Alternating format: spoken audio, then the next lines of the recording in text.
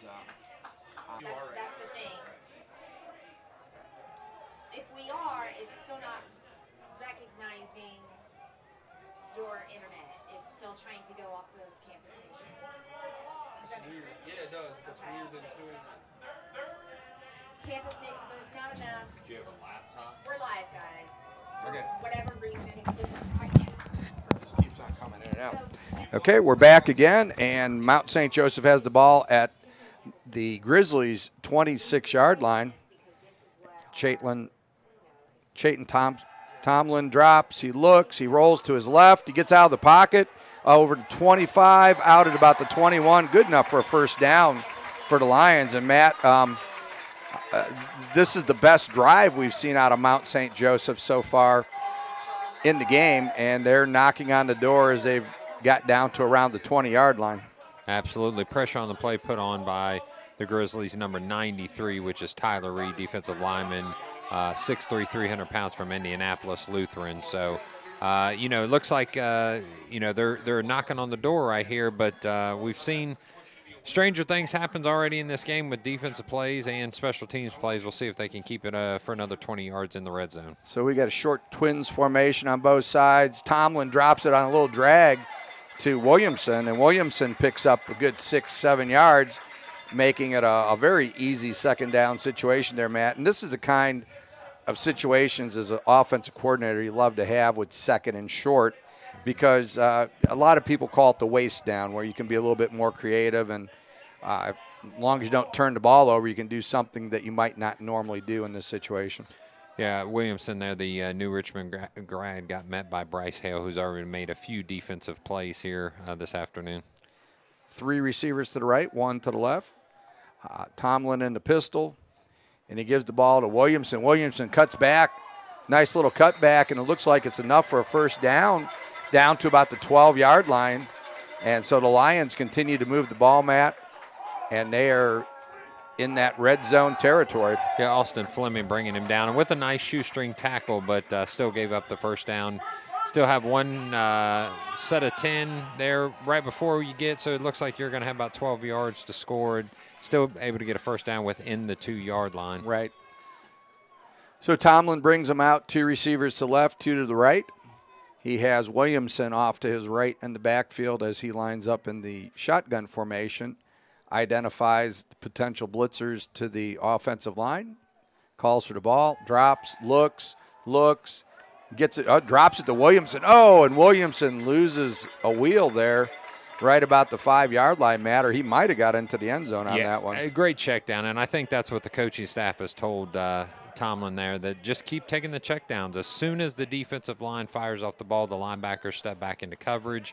They're giving you 7 to 10 every time. Sure, and who's the check down king of all time is Tom Brady. Dinks you and dunks you, and it works pretty well for New England. Yeah, where'd he graduate from there, Bill? I can't remember. Somewhere that they wear blue, I think. I think so. Similar to both teams here. Both teams here, yeah, right. 3 to the right. We've got Tomlin in the pistol with Williamson off to his right, and he gives it to Williamson, and he bangs inside. And again, as Matt was saying, they can get, the Lions can get down to the 2 and get another first down, but that's going to bring up third and about 3.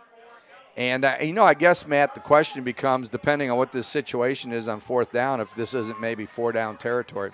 Yeah, I'd say you're expecting to score more points, knowing that the other team is going to try to outscore you with their high-powered offense too. So I wouldn't be shocked at all if they're going to go big here and try to go ahead and take it as a 4-down territory. Yes, and so we got 2 receivers on each side. Tomlin is sending a signal out to the receivers. He sees something going on in the secondary. He drops, he looks, steps up into the pocket. Oh, off the fingertips. And almost picked off there. Tomlin was under serious pressure there. By Hale, 24 again. Bryce Hale on the play. Nice blitz to his right on the left side of the offensive line. He's able to dip underneath number 72 and put pressure on there. Not only put pressure, but get him on the back of the heels. And that caused the ball to sail into the back of the end zone and just off the hands of the Grizzly defender. So looks like they're going to set up right now in the field goal attempt, which is just going to be outside, planted on probably about the 13-yard line, almost the 12-yard line. Yeah, and Porter's kick appears that it is good. Yep. So 3 points for Mount St. Joseph, pushing their lead to 10-7 with 6 minutes and 10 seconds to go in the second period. And, Matt, I was just looking here. If you notice on the defense for Franklin, they've got two defensive ends here that are – you've got Brady Hale and Bryce Hale, and then at outside linebacker we have Logan Hale. And I was just looking at the roster here, and they are all brothers from Monroeville, Indiana, Monrovia High School. You mean the Monroeville Hales? Yeah, I mean the world famous, infamous. Yes. Yeah. So they it's and you see that stuff at small schools like that. Absolutely. Where it would be interesting to see if their dad went there or their mom went there, because sometimes that's a legacy type of situation. We were just at Wilmington College not too long ago broadcasting the game, and they had a great defensive player there named Weston Trampler. Trampler has three additional brothers and 4 total. Wouldn't be surprised if you get that legacy sort of feel there too. At Wilmington. In the future. And I'm sure Wilmington is hoping for that, man. Yeah, I think he'd be okay with that. So Mount St. Joe gets set to kick off from the 35-yard line. Porter drives it to the 1. Oh, dropped on the play. We'll get you a number here. Is that 26 for the Grizzlies? 26 is going to be Peyton Healy. He's a junior running back from Milan, Indiana. He's going to bring the ball. Looks like he's just able to clear the 20-yard line to the 24-yard line. 24-yard line. That's where they'll start with 6:01 to go in the second quarter. 10-7 in favor of the Mount St. Joseph Lions. And so it'll be interesting to see if, you almost wonder, Matt, it almost looked like Franklin's defense was a little tired on that last drive. Yes. And these no-huddle offenses seem to be wearing them down a little bit.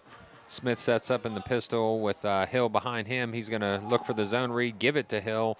Hill's able to push ahead and get almost 5 yards, a little under for the first down. And it's not rocket science. It's a zone read right, read right, read right, and they're waiting to pull it. And he's pulled it once and had success with that for about 10 yards. He's setting up again in a 2-by-2 set. Pistol formation with a single running back, Hill, behind him. Goes with the zone read to the right again. It's a give. Hill's able to get himself a first down. They're going to give it to him. So every time 5 yards or more, I mean, why would you do anything different at this point? Brought down by number 33, Julius Fisher, the outside linebacker. And you're right, Matt, if you can grind it and wear down the defense, that's what they'll do. So, Mount St. Joseph is noted for pressure defense, and they need to dial something up here. Yeah, they can't just allow them to pick them apart with that zone read. So 2-by-2 set again, Hill in the backfield with the pistol formation. This time they fake the zone read. He's going to open it up. Oh. Ball goes into the hands of number 4. He coughed up the ball, but they're going to say that he was already down. So number 4 is that's Brad Bonamini, a senior who's already got 40 receptions on the year now. That could have been costly, giving the ball up there at the last second. I think that was a good call. I think he was down on before the ball came out. 2-by-2 set, back to the zone read. Hole open at the right, but he's unable to get the first down. He's going to be brought down with about a yard left, so it's going to be 3rd and 1 at the Franklin 49-yard line. So, and 44-yard line. Brought down by safety Tavon Robertson, the senior, who's averaging 8.2 tackles a game. And I think we're going to call his name a few times. I think so. Like, I think so. He's a very talented player. So 2-by-2 set with the read. Off to the right side, easily gets the first down. In fact, probably gets another 4 on top of that. Does a great job just driving through the hole. I like his speed. Yep. When he gets to the hole, he's just hitting and getting it. Yep. I'd say right now there's no reason to overcomplicate things. Stay with the zone read. See, you're right at the 50-yard line. 2-by-2 set in the pistol formation with Hill behind him. He gets the snap at about the 45-yard line. Smith. Looks to pass. Wide open, number 16 blown coverage. So 16 is Joey Sider-Wiz. About the 26-yard line of the Lions, Matt. And, something I've been impressed with Franklin is the comeback routes that they run. They've been wide open. They lose the the defensive backs very easily and are getting some nice, easy completions. Smith calls out the signal. The zone read to 22 Hill. He's brought down behind Fisher. the line of scrimmage. Julius Fisher drags him down. It looks like it. Well, I don't know if they're going to mark. Yeah, they did mark. There's just a slight loss of yardage. It'll still be 2nd and 10. Nice drive being put together here. We're close to almost 4 minutes into this drive, and I mean they're just eating away the clock with running the ball, especially a couple complete passes. So 2-by-2 set. Looks like Hill's still in the backfield. They're going to motion towards the center and then open up with Smith to number 8.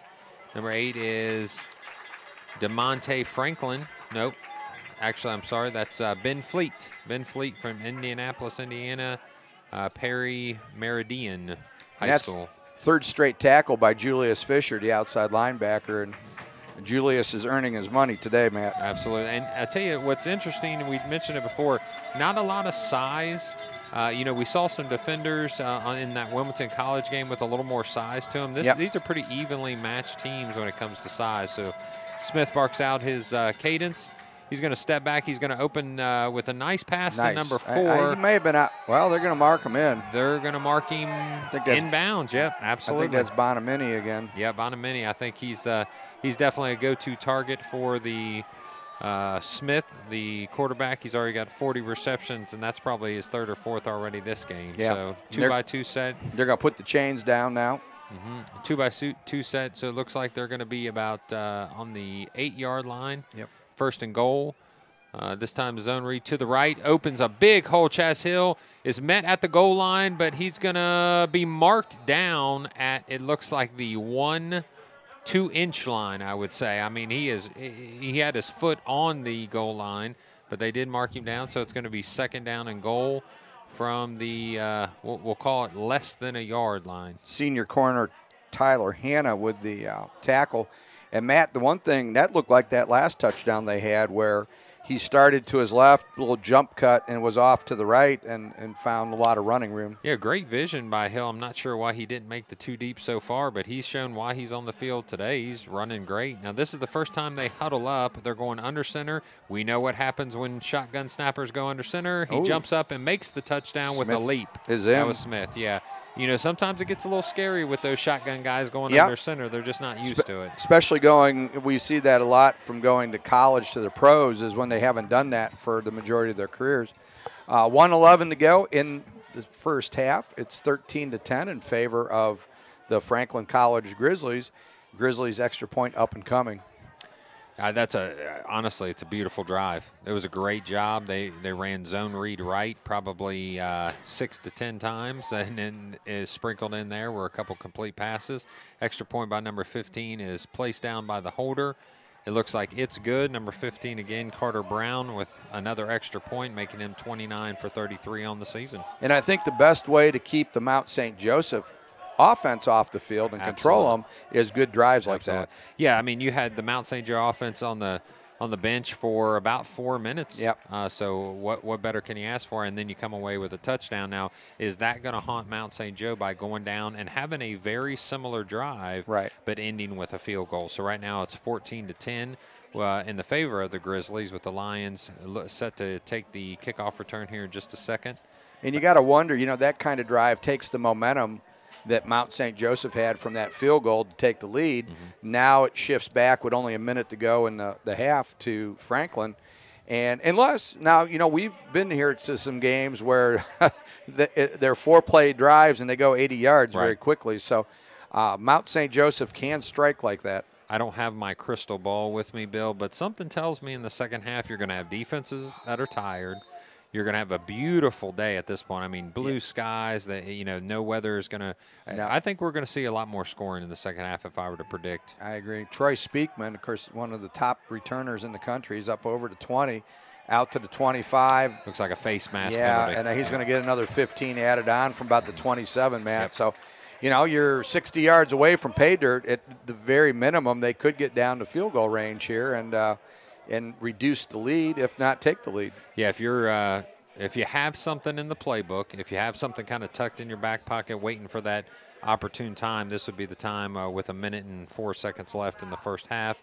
you haven't been able to sustain long drives, so why not try something, we'll use the old term, the trickeration term, and see if Sure. we can get a quick score here. Mount St. Joe is coming back onto the field after the penalty.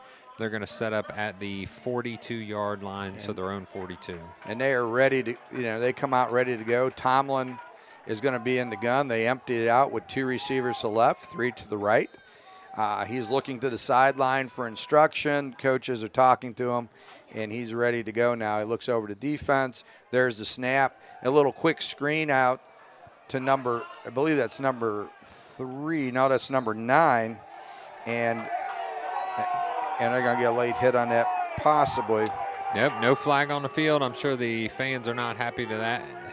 Number 39 for the Grizzlies is Logan Hale, one of the 3 brothers Hale that we have on the team, with his 5 No relation to Chuck Hale, I'm yeah, sure. no, absolutely. Our colleague down in at Kentucky State absolutely, and a great commentator, but probably they wouldn't claim him if that was the case anyway. So 3 to the left, 2 to the right. Tomlin gets ready for the snap, takes the snap, gets it to number 4, Murphy, really quick. Nick Murphy with a quick 6 yards. And that's what they needed there, Matt, and got out of bounds. So they still have 50 seconds. But, now they've got to get a first down or else they're going to punt the ball away to Franklin. And Franklin may have ideas of trying to add to their 4-point lead. Yeah, Austin Fleming on the tackle right there. Austin Fleming has been everywhere. Very good defender already. Number 24, Hale, backing him up as well. So looks like that was actually A.J. Glynns that caught that last one. Correction on that. And they get the ball out to Glynns again, and Glynns picks up the first down just like that, Matt, on a little quick out.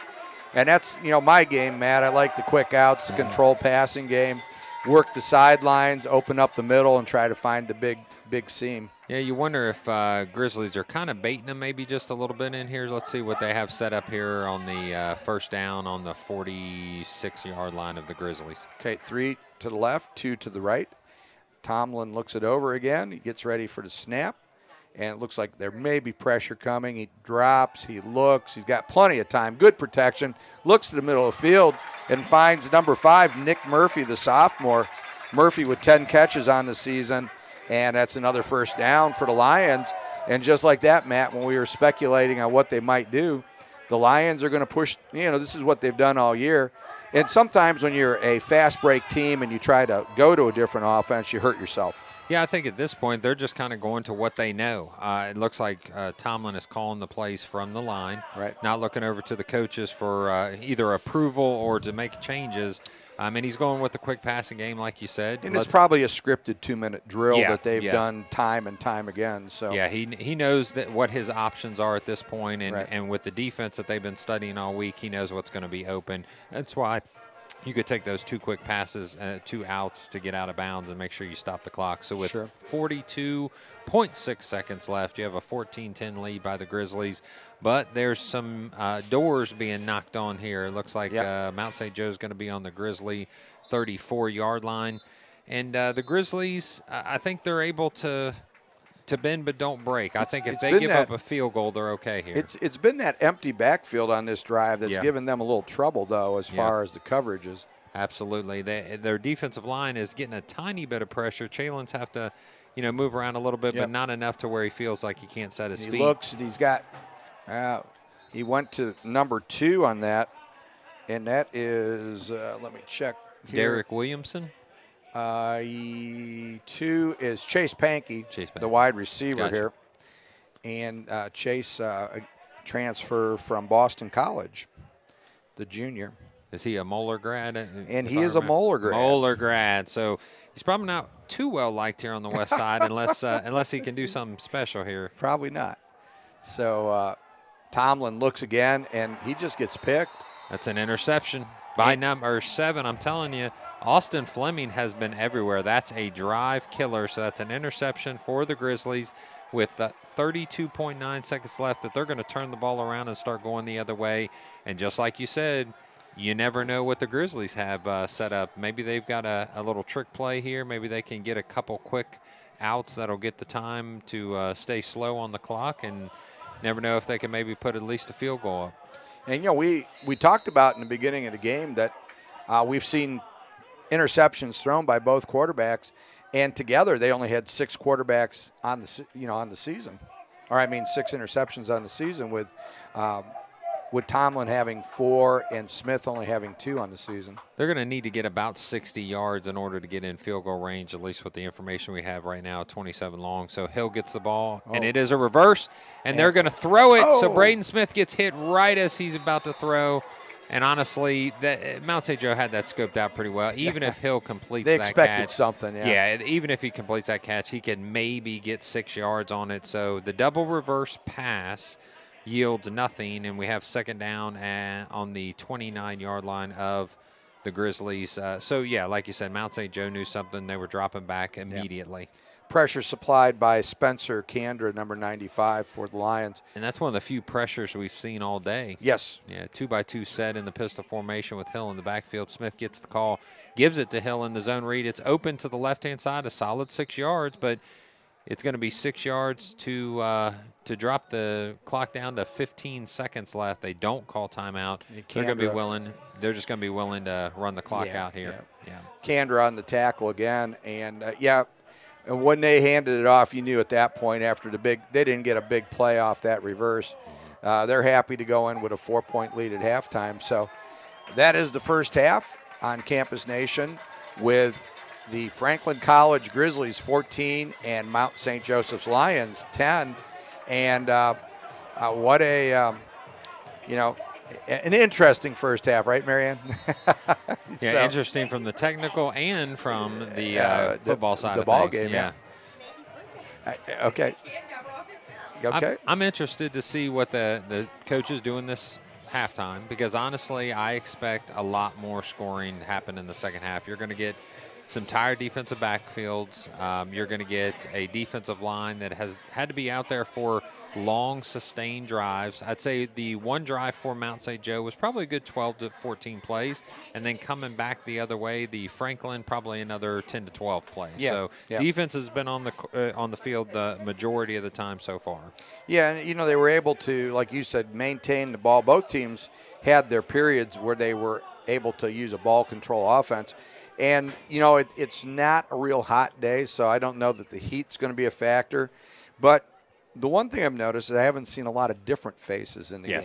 Right. So there's not like a rotation. And, of course, if you look in Division I, you'll see the Buckeyes, you'll see the Wolverines, you'll see them just rotate, always putting in new players. But when they get into those 2 or 3 games, when it's for all the marbles, right, you only see the Jimmies and the Joes out there. Yeah, you know who's going to be out there for the whole time. So it looks like Mount St. Joe is going to give us a show here by their dance team. As they do that, we're going to share a little bit of information. We'll get some stats to you. But, honestly, we could probably go back and start off from the beginning. We could. We don't even we're not sure if most of our listeners and viewers know who's on the field and when they're on the field, and even a little bit about each one of the schools. So if we want to take just a second, we're going to back up and share a few things about Franklin College.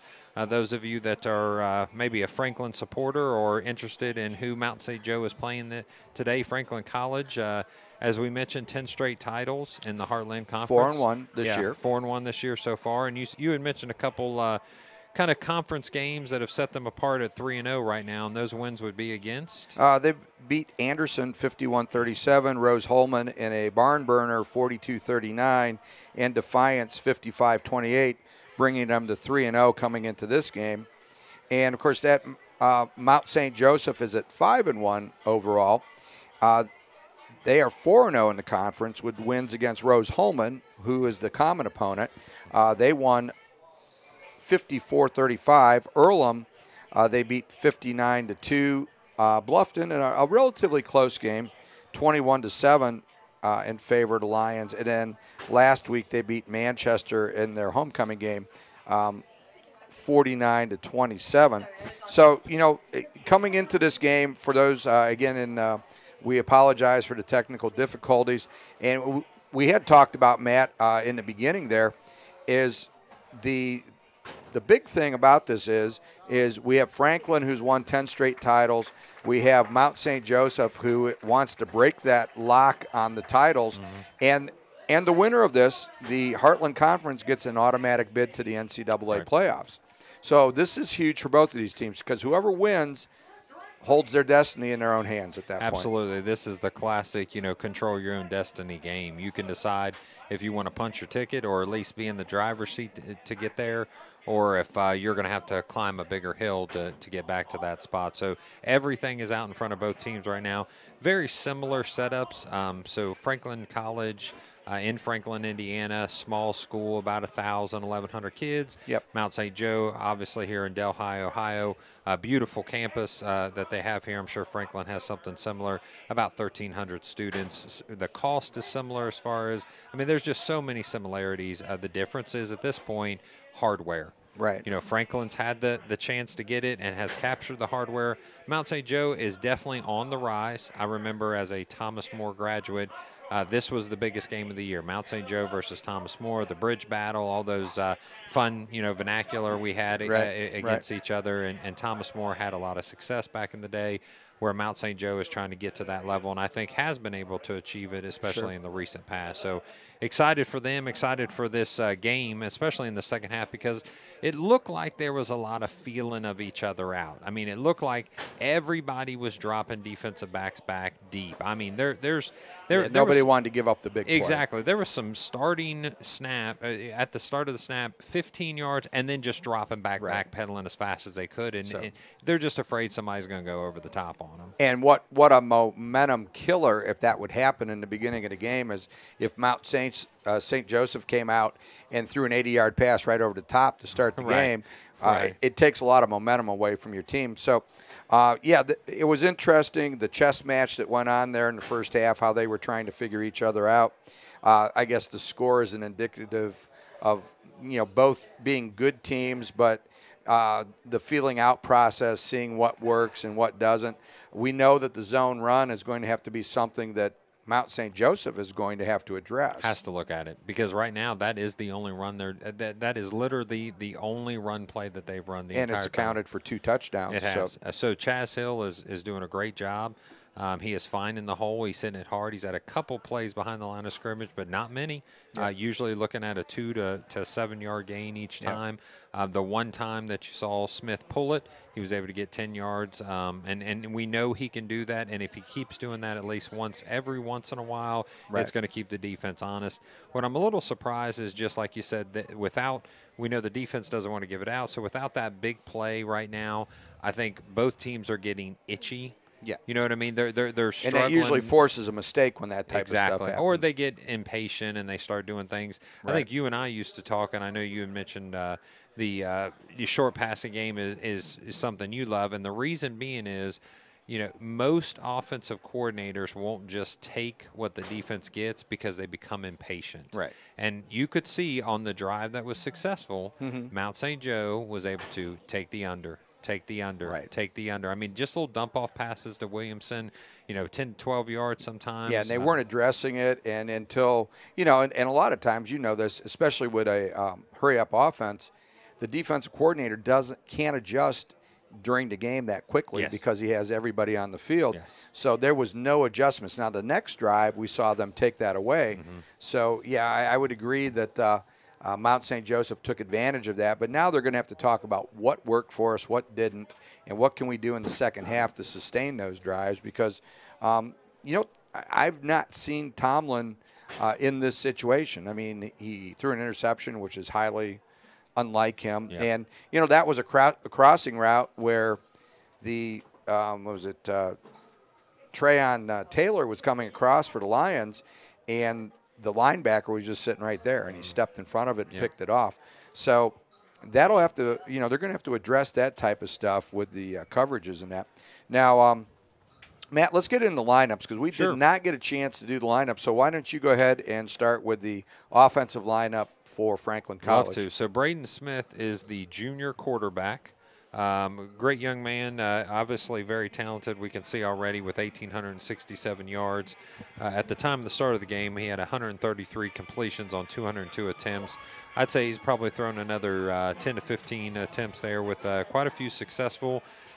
He has 19 touchdowns to 2 interceptions. He's also able to run the ball when he needs to at 116 yards with 2 rushing touchdowns up to this point of the year. He'll be backed up by Evan Deeg.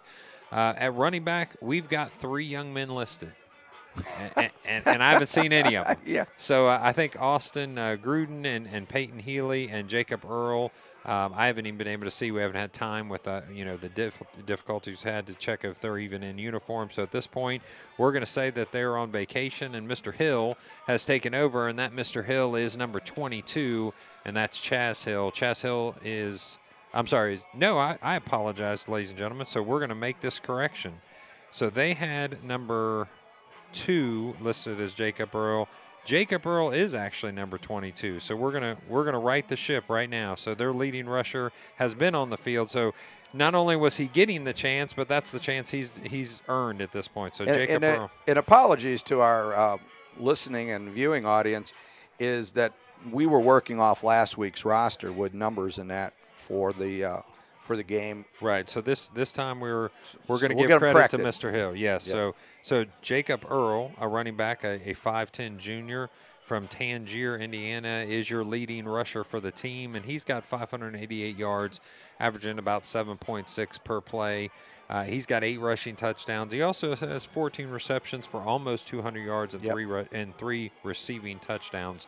Brad Bonamini, senior, is your wide receiver that's also been returning kicks. Does a great job. Number 4, he started the game with 40 receptions with almost 700 yards and 7 touchdowns. Number 8 is Ben Fleet, another receiver, and Riker Stout is a senior receiver that's going to round out the wide receiver group there. So the tight end is Devin Parrish. Just a couple receptions. In this offense, it looks like they want to stay wide and get the ball in a lot of crossing routes. So that tight end doesn't see as much time on the field. I'm sure that maybe a 4th receiver does, which could be Brock Finkbeiner, Cole Dabb, and then we have seen a reception already by Joey Siderwitz, a junior receiver with 15 for the year in receptions already. Offensive line is center Trey Atkins. He's a junior, and he's flanked on the left at guard by Austin Wodashek, who's a senior at 6'1", 290 pounds, and also on the left tackle position, Evan Hosea, a freshman, 6'4", 255 pounds. At right guard, we have Matthew Anderson, a junior at 6'3", 285, and at right tackle, Michael Easberg, a senior at 6'3", 300 pounds. So you have 2 seniors, 2 juniors, and a freshman starting on that offensive line.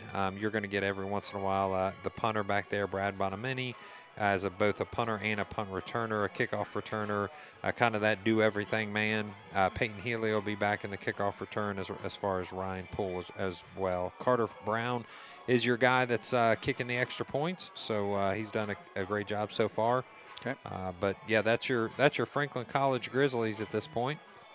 Okay, and so for the offense for Mount St. Joseph, they're led by number 1, Chayton Tomlin, the junior. Tomlin's thrown for 2,005 yards, 26 touchdowns at a 66% clip, Matt. His quarterback rating is 194.9 coming into this game.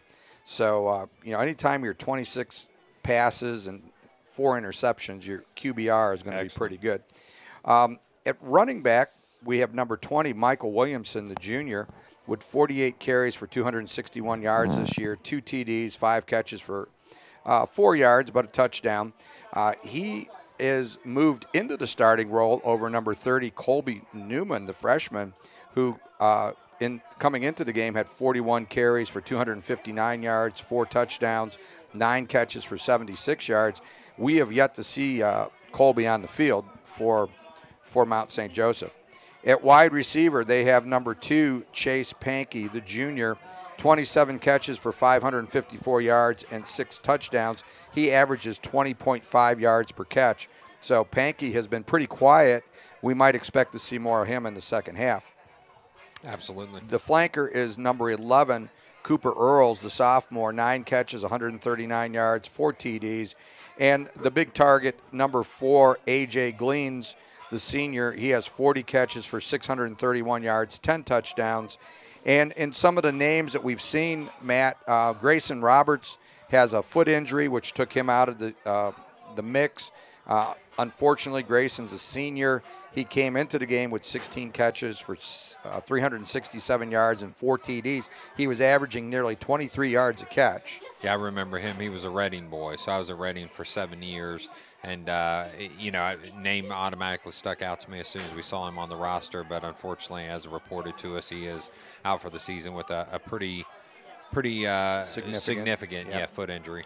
The other backup receivers who we've seen a little bit of is number 3, Paul Miner, a sophomore. Number 25, Devin Bradley, a sophomore. Number 9, Trayon Taylor. And number 5, Nick Murphy, the sophomore receiver, has filled in for Grayson Roberts as one of the wideouts. Up front, you have number 78, Isaiah Trimble, the sophomore. He's 6'3", 310 pounds. He is their left tackle. Number 50, Alfred Allen, the senior, 6 foot, 240 pounds. He is the left guard. Number 60, Cole Tepp, the senior, 6 foot, 285 pounds. At right guard, number 58, Brad Murphy, the senior, 6'2", 260 pounds. And that right tackle, number 68, Kavanaugh McCarthy, 6'2", 260. And I will get Kavanaugh's, Kavanaugh is Looks like he might be a sophomore. A sophomore sounds right. Yeah, he's a sophomore out of Westchester, Lakota West High School. So very similar in size. A couple big boys, a couple young kids. Yeah, young kids. Yeah. And, you have 3 seniors, 2 sophomores starting up front for Mount St. Joseph. Doing the kick return and punt return duties is number 18, Troy Speakman, the sophomore. Troy has 17 returns on kickoffs and has 380 yards, averaging 22.4 yards. And he is also averaging 22.4 on punt returns with 8 for 134. Jerry Porter handles the kicking duties. He's the senior with 30 of 35 on extra points, 1 of 5 on field goals, the long being 39, or the only one he made during the year. And his punting average is 36 yards a kick. Matt, what about the defense for Franklin? Yeah, defense, I think, Mel Mills' team as defensive coordinator for the Franklin College Grizzlies basically just yells out, "Hail." And he's going to get something right. I mean, somebody's going to get one of the him. defensive linemen or linebackers, right? Somebody's going to answer him. So you start off with Brady Hale and Bryce Hale. We've seen Bryce Hale in the mix to a lot of plays already. Brady Hale, his counterpart on the other side at defensive end, both averaging a couple tackles per game and 0.5, half a tackle for loss per game. The defensive tackle position, you've seen Zach Prater put some pressure up the middle on the Tomlin quarterback there for the Lions, and then Tyler Reed, number 93, averaging 2.4 tackles per game with a couple tackles for loss for the season. Linebackers, so far, we'll call it the defensive star of the game, if you will, Austin Fleming, who is a senior. He's averaging 7 tackles per game, so this is nothing new for him. No. This is something that he's always in the mix. Right, on a regular basis. And Mr. Fleming hails from, it looks like, Rensselaer, Indiana, Rensselaer, and it's 6'1", 205. So Brian Wells is going to be your middle linebacker. I'm sorry, the outside linebacker position, number 21. And Logan Hale, a senior, averaging 5 tackles per game, number 39, is going to round out the linebacker core. So free safety, Evan Stamball, number 10. Chaz Hill, who I've been crediting as the breakout running back star of the game. He's been in the game. Yeah. It's just on the defensive the other side. Yeah. So he's averaging a couple tackles per game. Cornerbacks Alex Fry and David Massail, who's a senior, who has the most tackles out of the defensive backfield at 5 tackles per game. He does have a couple interceptions, and he has 1 block as well. So kind of a do-everything man out of the defensive backfield. So Franklin's got a lot of senior depth on the defensive side of the ball. So Mills, I'm sure, took them in at halftime and said, look, guys, this reminds me of so-and-so game, and it's going to be a grind, and it's going to be they're going to get impatient, and we're going to just stay vanilla, and they're just going to get tired and bored and do something silly, and we're going to wait for a mistake. Got to step up and be ready. Running down the Mount St. Joseph defense, led by Rick Thompson, defensive coordinator. Number 95, Spencer Kandra, he's a junior, and number 97, Logan Bright, who's a senior. Logan has 2 sacks and 4.5 TFLs on the season. In the middle, you've got big number 99, Corey Harden, the senior, 4 TFLs, 2 sacks, and number 98, the always active Zach Taylor, the senior, number 98, 3.4 tackles per game and 1 TFL. Always seems like when we are here that Zach Taylor always has a big game.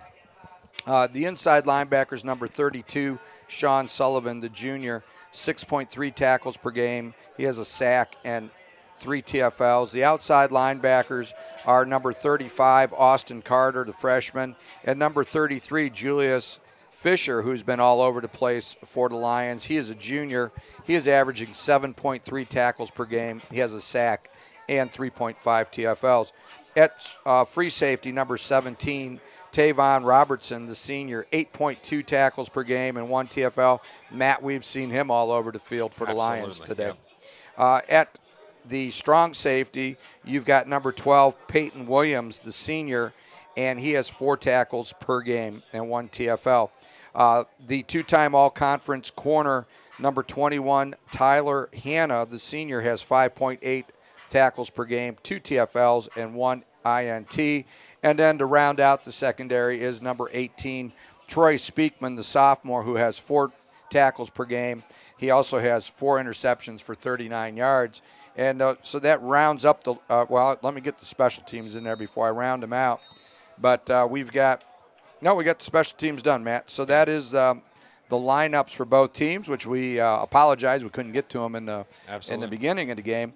Let's take a look at some action around the I don't know if we'll have time to do this, but in the Heartland Conference, Manchester is at Bluffton, Defiance is at Hanover, and Anderson is visiting Earlham. In the SIAC, Miles is at Kentucky State, where the other Campus Nation crew is today. Chuck Hale and Rick Phillips. And Antonio Davis is also down there with them. Tuskegee at Fort Valley State. University of North Carolina, Pembroke at Central State.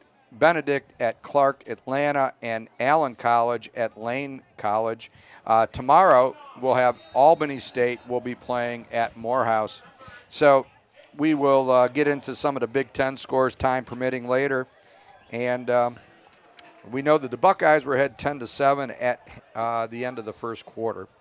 So a kickoff drives Speakman back, and he's going to say, no, I'm going to take this out at the 25. And we'll see what kind of adjustments have been made. I'm very interested to see, is the Franklin College defense going to stay, I won't say vanilla. Maybe that's not being fair enough. But you don't see a lot of, A-gap, B-gap pressure. No. It looks like they're willing to give up the short bend but don't break sort of mentality. Well, they've been run on. Matt, saying that, I think they're more, looking at the number of tackles, you can always tell by that is if there's not a lot of TFLs in that, you can tell if they're a hit and read. And I think that's what their philosophy is a hit and read defense. Tomlin is in the pistol. He's got 3 receivers to the left, 1 to the right. And he gives the ball to Williamson, and Williamson doesn't go for much, maybe 1 or 2 yards out to almost the 27-yard line. So that'll bring up 2nd and 8 for the Lions.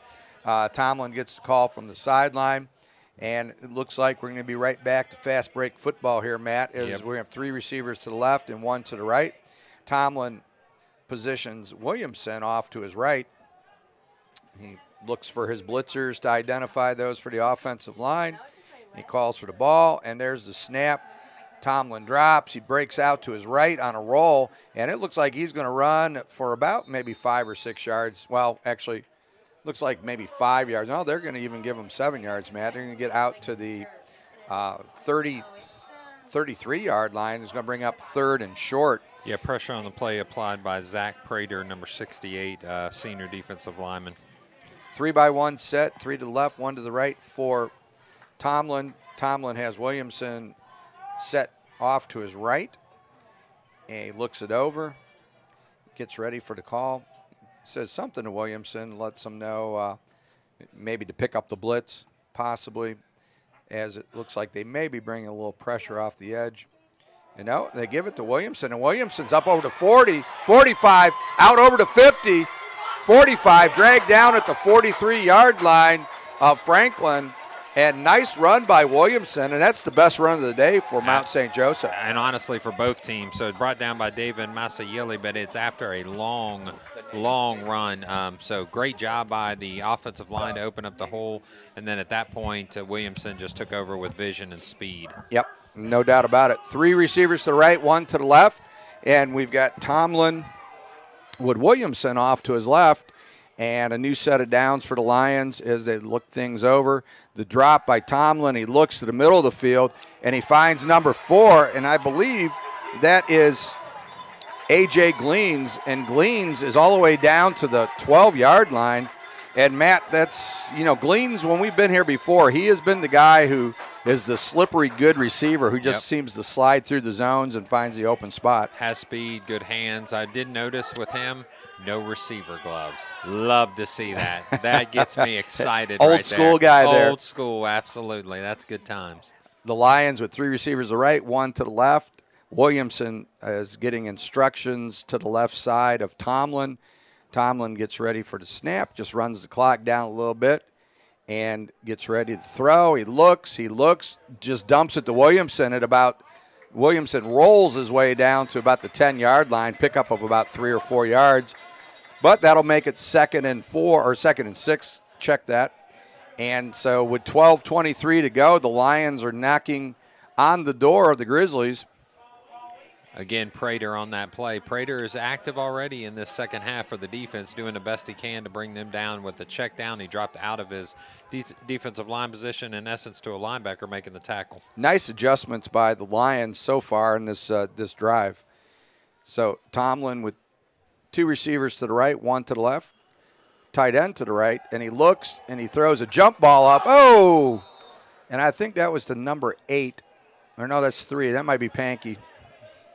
Right into the track mat of the left corner of the end zone. So a Division III football at its finest. You've got some track mats and bleachers on the sideline there. Yeah, that was to Pankey. And if you're going to do that, Matt, you might as well put it where you can jump into the porta pits. Exactly. That made total sense. So if he would have finished strong on that might have been a play of the year right there. If he would have finished with the catch on the actual mats, people would be looking up that clip on YouTube. Yes, they would.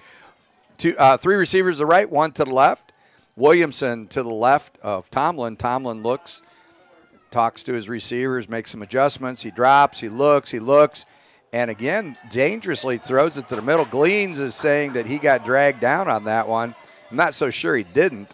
Yeah, it looked like number 8 had some, we'll say, internal pressure there. Number 8 for the that's DeMonte Franklin, which you've already called his name a couple times from Decatur Central. Yeah. I think he did have a little bit of pressure, chest high there. Yeah. Maybe hands were in there a little bit too soon.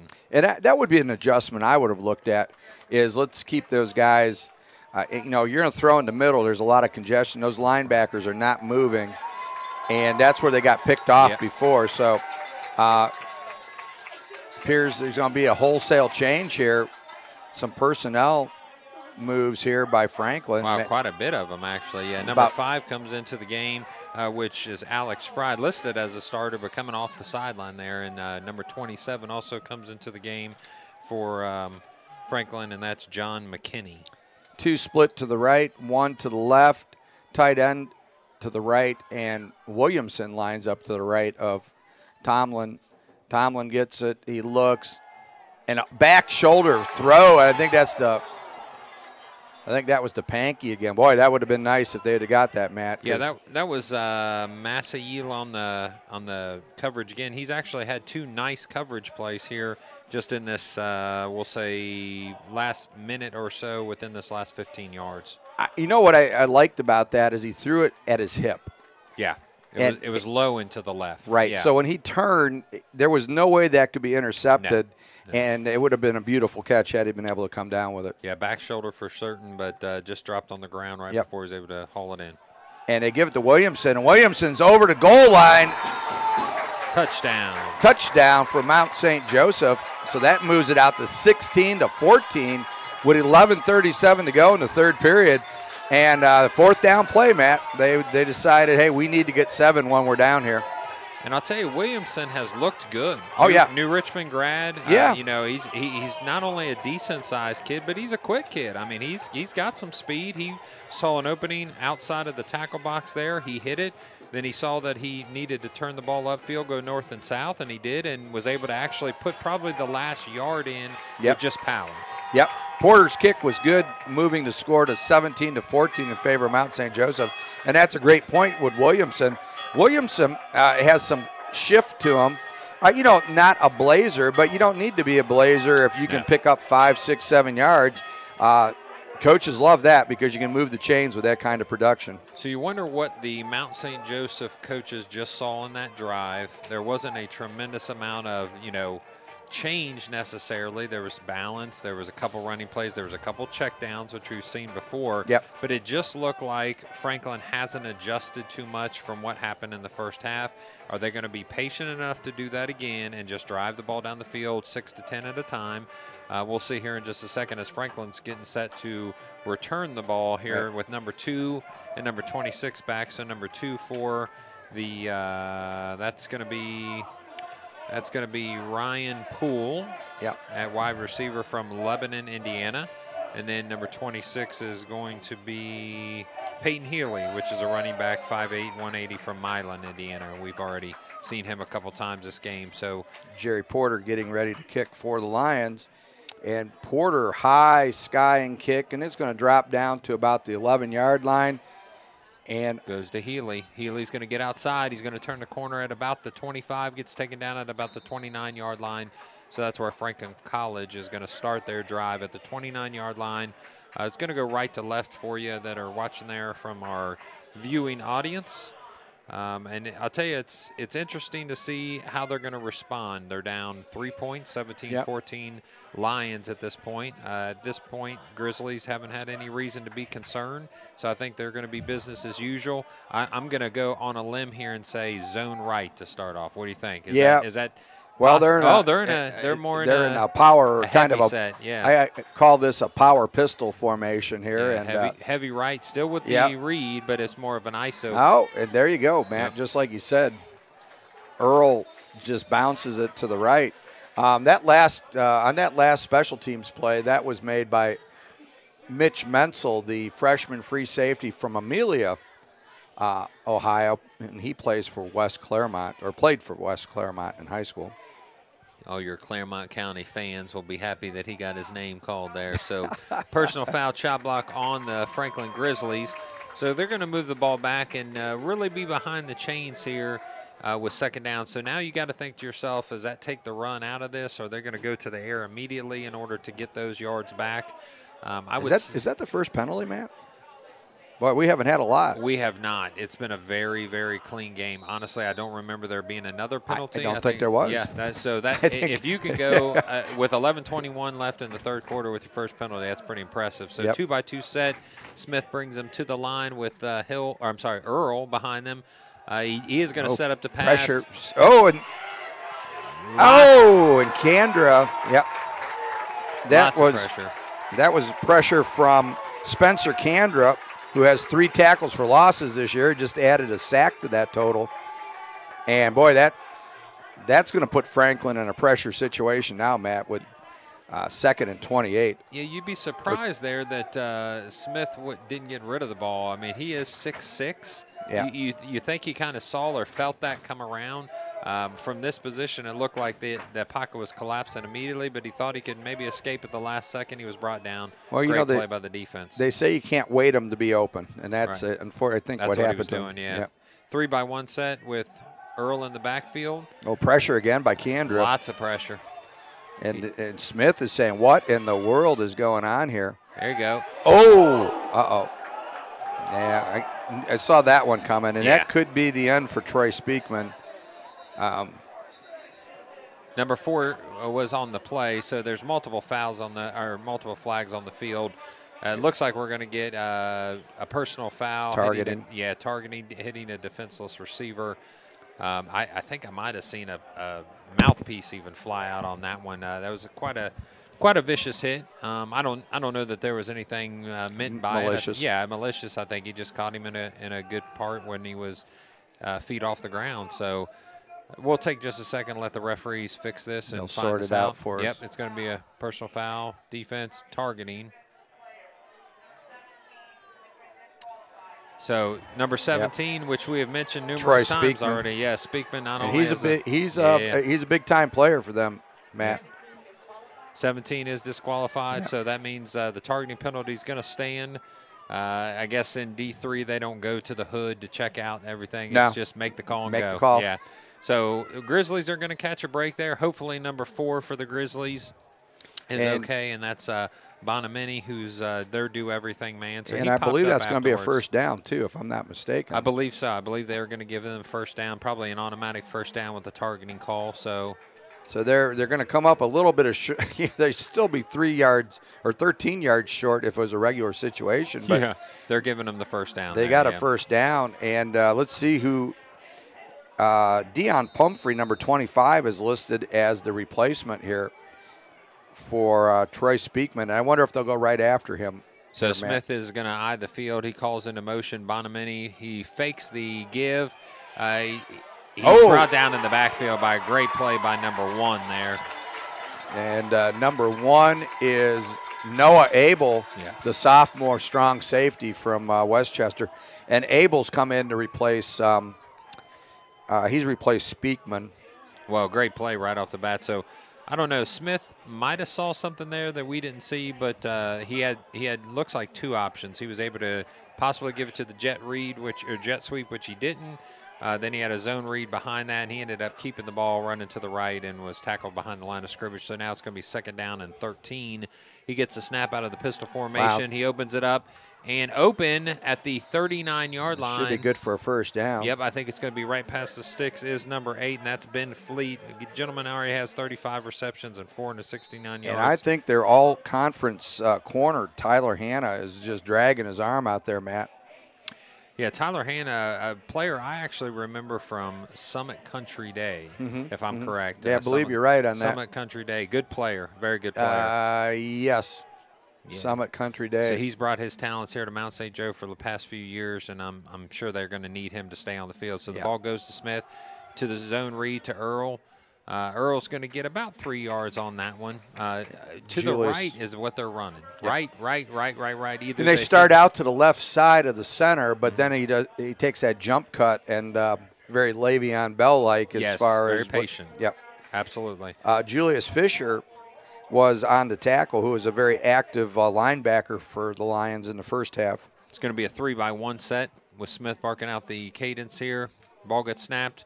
He doesn't even fake. It's just going to be wide open into the air down the right-hand side. Ball's going to be. Wow, good effort. Yeah, good effort. So touched on the hands by number 85 for the, that's Brock Finkbeiner, a sophomore with 5 receptions on the year. Had a little bit of separation, a little bit. And it was good effort. And ball hit him in the hands, so he can't be, the Braden Smith can't be too mad about that, but he was unable to haul it in. So we're going to have 3rd down and 6 with 8:32 left in the 3rd quarter. 17-4 is your score with Mount St. Joe just recently taking the lead. Ball spotted at the 43, almost 44-yard line. 2-by-2, or I'm sorry. Yeah, it's 2-by-2 set. 2-by-2 set. I agree with you. And then Braden Smith's going to get the pistol formation snap. Looks like they're bringing pressure this time. Braden Smith opens it up. Number 16 is wide open. Yeah, and he actually misses one tackle, makes a nice catch to the right, and goes down right before he gets hit. Down at about the 13-yard line, Matt. That's Joey Siderwitz, again, a junior with 15 receptions. He has already had 1 this game that was very similar, very wide open towards the left just sideline. Didn't look for him, and he must be a little inside-out route that they're losing in the defense. So a 2-by-2, they immediately get back to the line. Want to capitalize. I'm going to guess zone right on this one if I go out on a limb. Yep. Smith gets it. No, actually, they're going to go back to the air quickly. Whoa. Ball's to number 8. He's going to find the end zone. That's going to be a score for Franklin College. I think that was Ben Fleet. Yep. Fleet is a senior receiver now with his 2nd reception for the game. He's going to take that ball into the end zone with 7:58 left. It's going to start us off on a 20-17 major scoring run. I'm calling it right now. I told you in the second half, I expect things to open up, and I expect us to be up and down this field, fast break basketball on the football field. So, and I think, Matt, when you look at it, boy, Mount St. Joseph had the potential kill shot in sight. If they had not had that targeting call, they were going to get the ball in good field position. Absolutely. Because that was 3rd and 28 when that happened. Yeah, we know that the targeting call, no matter when it happens and where on the field, it's a huge momentum change. And I think that the defense kind of felt that a little bit. You could tell that there was a little bit different feel in those last about 6 plays or so with their pretty much their leader, from what we've seen so far in tackles. And, yeah, Troy Speakman is, I mean, when we've been here to watch the games and call the games, Troy Speakman has been a player for them and not one that goes unnoticed. So, boy, I'm still up in the air on the targeting thing, Matt. I just, as a coach, right. I guess that's why in one way, I'm glad I don't coach anymore because that would drive me crazy. Well, I think I do not believe there's any malicious intent there. No. I think he was just he thought good the guy, timing. Yeah, good timing. He thought he was making a reception. He lit him up pretty good, but unfortunately, it was pretty clear that it was helmet to helmet. Yeah. I don't think there was a lot of. I don't think anybody's arguing. It's just unfortunate that that's going to end that young man's day. And it affects games so much. That's the thing that's kind of. Yeah, he's out for the rest of the game. Yep. So brought down on the play. And I think that was number 18 that time, and that would be. I'll get to him here. Well, that can't be Troy Speakman, so they may have a double. No, okay. I thought it was number 18 also, but. He was so fast that you couldn't tell his numbers on him. So yeah, that's what exactly. It was. Yeah, special teams play made by Franklin College. That was number 26. That's Peyton Healy. Actually, Matt, we had a mistake on the targeting. That's Tavon Robertson that was taken out of the game because he's number 17. Oh, okay. And he's their leading tackler. Okay. And then Troy Speakman is still in the game. So our mistake on that. So Tavon Robertson has been ejected due to targeting. And Troy Speakman is still in the game. Still in the game. I'm thinking, how is he returning that? So. But, wow, Williamson up over to 30, out to the 34-yard line. And nice little run by Williamson. And brought down on the play by number 50 for the Grizzlies. And number 50 is Manny Cheem. He's a 5'8", 235 from Franklin, Indiana, right there from Franklin Community College. So 2 receivers to the right, 1 to the left. 2nd and 1 for the Lions. Williamson offset to the right and give to Williamson again. He bounces left, bounces right over to 40, 45, out to the 49-yard line and on consecutive carries. Nice job there. As a former offensive line coach, I am absolutely going to point out that Cole Tepe, a 6', 285-pound senior offensive line, just made 3 blocks. 3 blocks. Watch it again on film. 3 blocks. 3 Buckeye leaves for that one. Absolutely. That was fantastic on his part. 2 receivers to the left, 1 to the right. Give to Williamson a 3rd time in a row. He's up over to 50 for about a 2-yard gain. Not quite as impressive as his last 2 runs. But we've seen a little different philosophy on this drive, Matt. And Williamson had some good runs on the last drive they scored on. And so we're seeing a little bit more run being mixed in now. And I'll tell you what, they just did another wholesale change. The entire D-line just went off and on.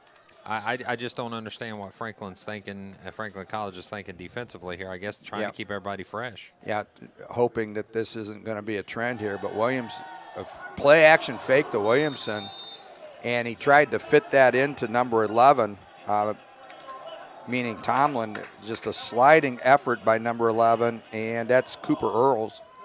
And Cooper was trying to get underneath a Evan Stanbaugh fastball on the coverage there, so did a great job redirecting the receiver there. 3rd and 8 for the Lions. 3 receivers to the left, 1 to the right. Williamson to the right of Tomlin. Tomlin looks over to the defense, gets ready for it. There's the snap.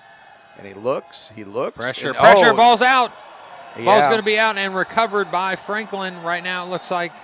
I think I'm going to go with that as a fumble because it looked like he had that punching motion and the ball was missing from his hand there. So Franklin is going to come up with that ball on the play, number 93, that we've called his name a few times, Tyler Reed. So that, I've been proven wrong already. I guess that wholesale change just kept everybody keep them fresh. Absolutely. So great pressure that time. Yeah. Completely around the right side of the offensive line was the left defensive tackle.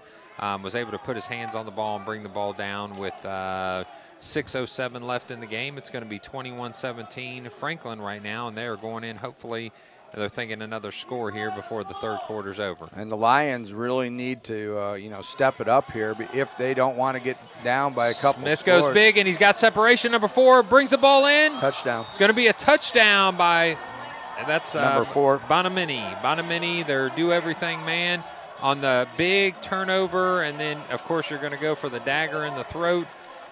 Smith is able to find Bonamini releasing down the seam, and great pass, great catch. Actually even had to wait just a second to it was underthrown. But great capitalization on that, 27-17 with an extra point to come. Looks like Franklin College set up number 15, Carter Brown, who's been perfect so far in his extra points and is going to set up for another one here. So now if you're Mount St. Joe, what are you saying to yourself right now? You're saying you have to score on this next drive. And I know a touchdown is needed. They got the extra points. So that pushes out to 28-17. But, Matt, the thinking is here now, if, the way that Franklin's been able to control the ground a little bit with Earl there, I would say they're thinking we've got to get points, at least a field goal, but if preferably a touchdown to keep this from getting into a couple score games. So, and here's what that does: it takes Williamson out of the game because you're not going to be able to run too much. Now you've got 5 minutes and almost 6 minutes left in the third quarter. You're only down by 11 points, and maybe you don't change. You might not change your philosophy too much. Right, but it definitely makes you err towards the side of we've got to score here, and if that means that we've got to abandon the run for a little bit, with the high-powered offense that they have, with the receivers and Tomlin and his ability to throw so far that we've seen has been good. This has not been his best game though today. No, he's missed a few open receivers. It looks like Franklin's going to kick off and drive the ball all the way down. He's going to down it, and it's going to come out to 25. I think that, with a quarter and a half to go, you can look at it and say, okay, let's not panic. Let's get a nice drive together. The problem is, now time can become a problem for you if you do take too long. So, you don't want to completely open up the cabinets just yet and reach for anything big. You're okay to just drive down the field, but it's got to end with a score at this point. Got to get points. 3 points is going to be okay, but a touchdown is going to be much more what their doctor's ordering here. Williamson with a carry right up the middle, and he's going to get absolutely stifled. And, it almost is like they're inviting the Lions to throw at this point because they feel they can get pressure on Tomlin. Yeah, they're selling out on the run, that's for sure, because that's the only thing that's really hurt them so far. Zach Prater on that tackle, number 68 for the Grizzlies. But the quick strike ability of the Lions is well known. So, I mean, they don't want to push too many buttons there. Three receivers to the right, one to the left. Tomlin looks, a little quick screen to number 11, Earl Cooper, and Cooper's out over to 40, nearly to the 40-yard line. That's going to be a first down for Cooper Earls, the sophomore. Earls has 9 catches, 139 yards on the season, and 4 TDs. Smart play by Brad Murphy there. The senior knows what he's doing there. He kept his hands off of the back of the defender so he wouldn't hurt his team and get that call back for a block in the back. Smart play by a Lion there. And 3 receivers to the left, 1 to the right. Tomlin moves Williamson to his right. New set of downs for the Lions with 4:55 to go. They look it over. Tomlin takes his drop. Pretty good shape. He's going to run it this time and picks up about 4 yards. And that was probably a good move because, one thing you see now with teams that maybe don't have the most mobile quarterback, they need that guy to take off for a 5 or 6 yard run every now and then. Oh, absolutely. Keep the defense on him. But, hey, there's a lot of pressure by Prater and Reed right there. So 2nd and 7 here as the Lions line up with 3 receivers to the left, 1 to the right. And there's a little bubble screen out to Glynns. And Glynns ran into the blocker and took his feet from underneath him, which is going to bring up probably a 3rd and 6.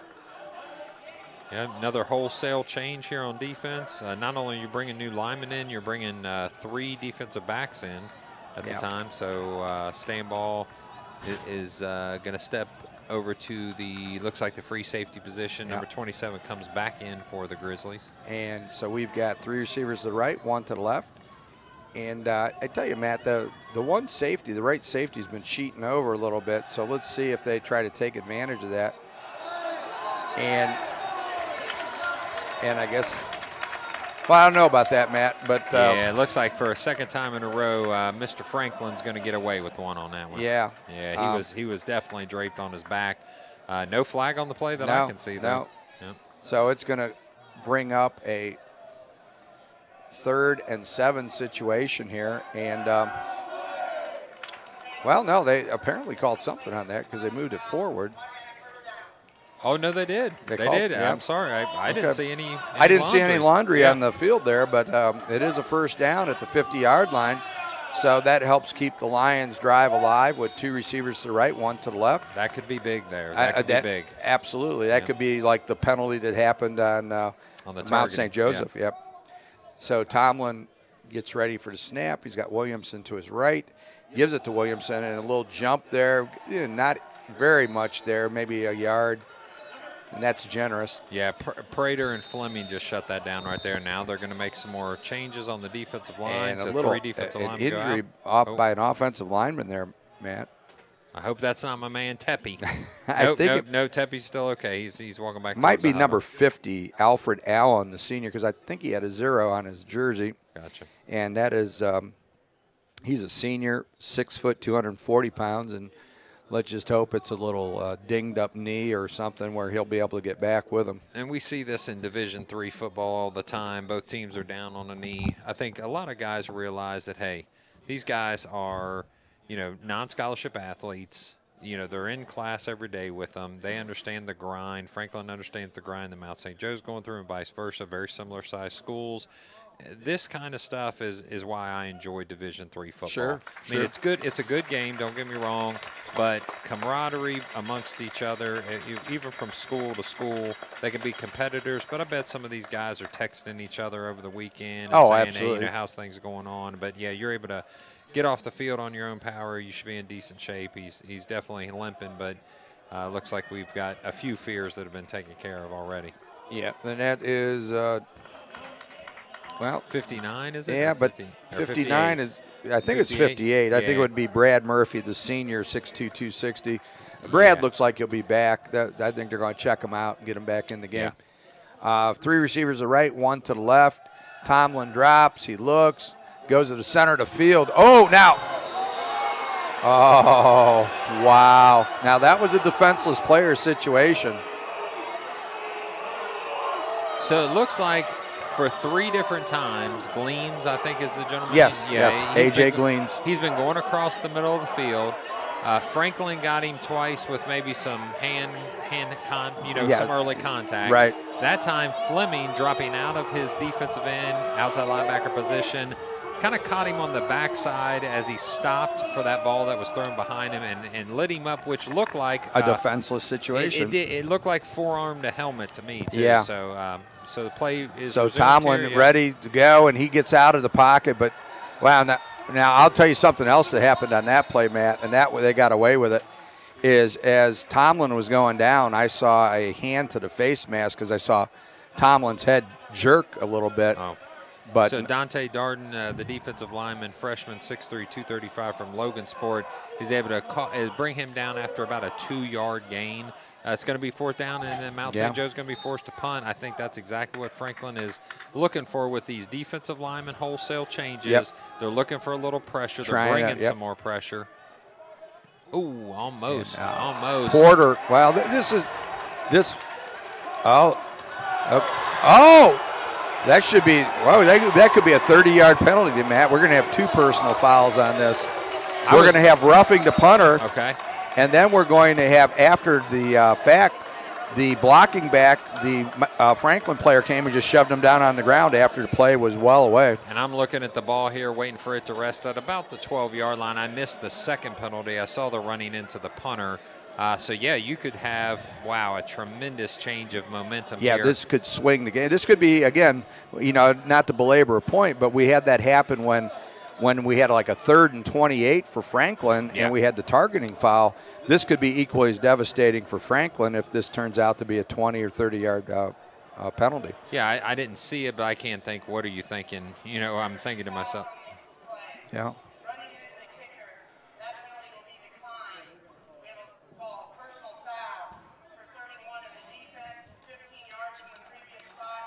So they are going to call on 31. So 31 for the Franklin Grizzlies is Robbie Witham, who's a kind of a reserve linebacker, 5'11", 200 pounds from Newcastle, Indiana. Just made a bad play there. Ended up hitting the guy after the whistle, and now that's going to give Mount St. Joe new life. The ball, on the 30, looks like it'd be the 33-yard line. Wow. I don't understand that one, but I don't either. That's okay. I'm sure Mount St. Joe will take it. Absolutely. So we've got 1st and 10 from the 33-yard line of the Grizzlies with 2:33 to go in the third period. 28-17 in favor of Franklin, but Mount St. Joseph has been handed the golden opportunity. New life, absolutely. New life. It was over. They were over on the bench. They were considering that series Tomlin done. looks, he drops, goes up top to number 21. Oh. Number 21 for the And that's Lions. Hannah. That's Tyler Hannah. Tyler Hannah has been put over on the offensive side of things.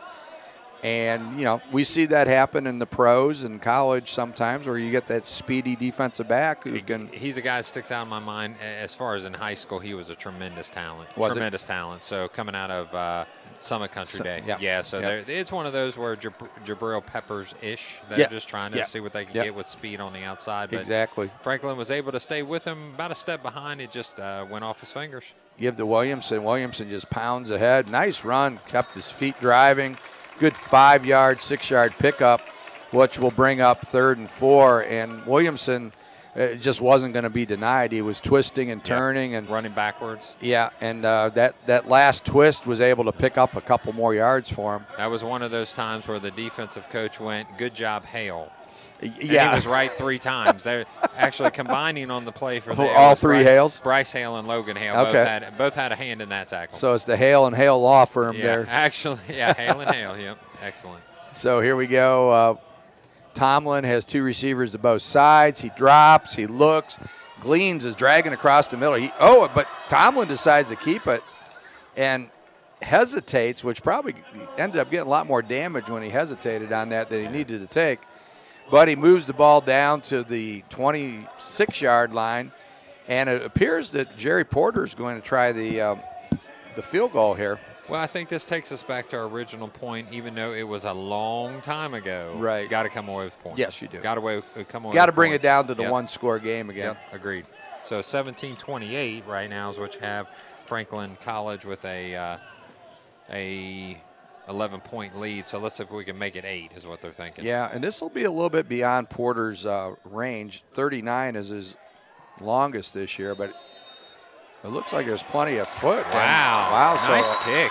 42-yarder by – he's got a new long there, Matt. Hey, excellent. Great job for him. Great job for that young man. It looked good. I think that gives him a little bit of motivation maybe on this kickoff. I wouldn't be surprised if we get a little extra length on this, but coming away with points there is big. So we're 28-20.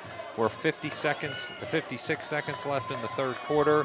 Kind of new life is breathed in by 2 major penalties. 2 major penalties kept that drive alive. And it was kind of funny. We had observed there with 11 minutes to go in the third. We hadn't had a penalty. We hadn't had a penalty, and now it's laundry all over the place for about a 3 to 4 minute period.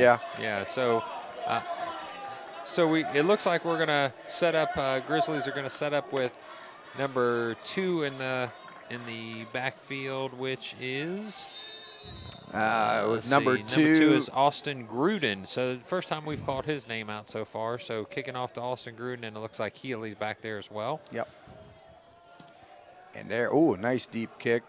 Ball's going to go to Gruden, actually. 6-yard line. They set up the wedge. Gruden turns the ball up. He's going to turn the ball outside and turn up to the 30. He's going to put a move on the kicker, and he'll get to the 44-yard line. I tell you, that was a touchdown-saving tackle by Jerry Porter, because if Porter doesn't get him, he's gone. Nobody. So nice speed showed by Gruden. Looks like a nice blocking scheme set up, because once he turned that corner, it was all green and the kicker at that point.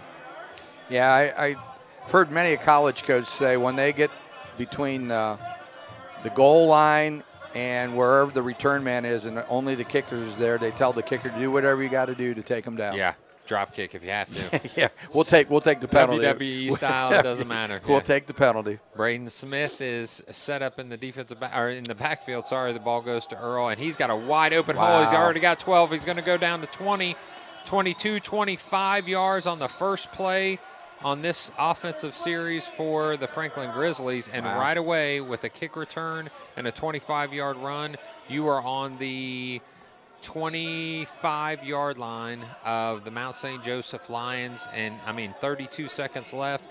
That took about 22 seconds total. Unbelievable.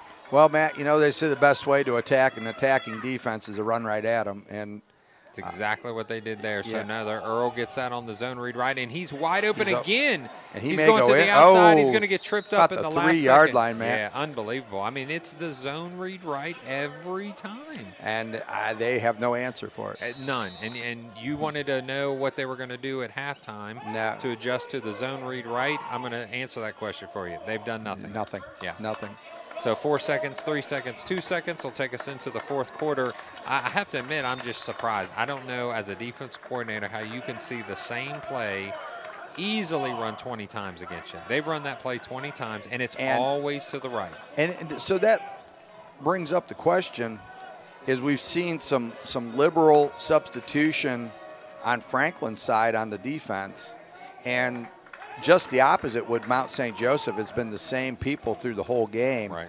Are they just getting worn down at this point? But schematically, I understand that. There's nobody there. No, it's a wide open hole. He gets into as soon as he gets to we'll say the backside of that right tackle, it's open. Right. There's nobody there to even make the tackle. So some of the gap integrity has to be addressed. Yeah, I'd say when they're looking at this on film, I'd say somebody's going to get lit up pretty strong, because there's no way you can run that ball 20 times and maybe 2 get thrown out behind, the line of scrimmage. Other than that, there's been at least some sort of positive yardage out of a zone right read 18 out of 20 times. Yeah, I agree. Yeah. And 15 minutes to go. The ball's on the 4-yard line, and Mount St. Joseph needs something here, Matt. They a good goal line stand would be the best thing, and reduce this to 3 points, but maybe they'll be motivated. The defense will be motivated by some Sweet Caroline played by the sound system here at Mount St. Joseph. Yeah, we hear it every time we're here. Smith gets the ball. Oh, right read. Matt, how about that? Number 33, Julius Fisher. We have the Mount St. Joseph coaches. I think they had the window open just enough to hear me say, hey, we should probably stop the zone right read. Got to get somebody assigned to that kid. Definitely did a great job that time. Not only did they make the play, but they made it behind the line of scrimmage. So Braid Smith kind of barking out orders from the offensive backfield. He's got 2 running backs next to him. He's got 2 receivers to the left and 1 to the right. Gets the snap, immediately going to the jump ball right. The fade is brought in. It looks like it's going to be a touchdown for Franklin College. Over the top. That was a fantastic play by number 8. And Troy Speakman was on the defense. And Ben Fleet has his 2nd touchdown of the game. Great job. It's jump ball. He met it at the high point, and the defender had great coverage. That wasn't the issue. It's just he just made an athletic play. Yeah, that's the thing. Yep. And Speakman, who's one of the very best there, he just didn't have an answer for that one. So now you're looking at, if they make the extra point, a 15-point lead with 14:22 left in the game. Yep. So there's now every drive has a lot more urgency on it. Yeah, so it looks like we're going to get offsides potentially offsides by Mount St. Joe here. We'll see what the refs call. But 34-20 with 14 left in the fourth quarter. Both teams do have their full complement of timeouts. I just, at this point, you got to think touchdown, touchdown, touchdown. Field goals are not going to do you anything. Well, and then you almost wonder if this is against. Oh, it is a false start against. I was going to say, because if it's against Mount St. infraction. Joseph and they move it down to the 1.5 yard line, you might start thinking about running that zone play Absolutely. again. Why wouldn't you? Why wouldn't you at that point? It's only been stopped a couple times, handful of times. So they'll set up for the kick again. This time the holder will set up on the 15-yard line. That's Bonamini, Mr. Do Everything, Bonamini. Yes. I think he actually filled up the water bottles while he was on the sideline earlier. Probably tapes people on the sidelines too. Yeah. Sent out a couple tweets, and then he gets the extra point through, which is going to make it a 35-20 game. 14 minutes left in the fourth quarter. So Mount St. Joe definitely not out of this. You need two scores. You need at least one 2-point play after one of those scores. Tyler Hanna looks like he's kind of shaking up a little bit. You had mentioned before he's kind of holding that left arm to the side. He's definitely flexing that. On one of the tackles he made around the 50-yard line early in the third quarter, he was laying there and his arm was out, extended in an awkward manner, and he got up and he was moving it around. But, apparently it's bothering him more than we originally thought. Right. So Mount St. Joe's setting up with Nick Murphy. Tyler Hanna's back there. Looks like Gleans. Gleans and Speakman are back. Yeah. So, a good return here is going to help their case. Number 90 has been their kickoff guy the entire time. We had mentioned before he's a defensive lineman.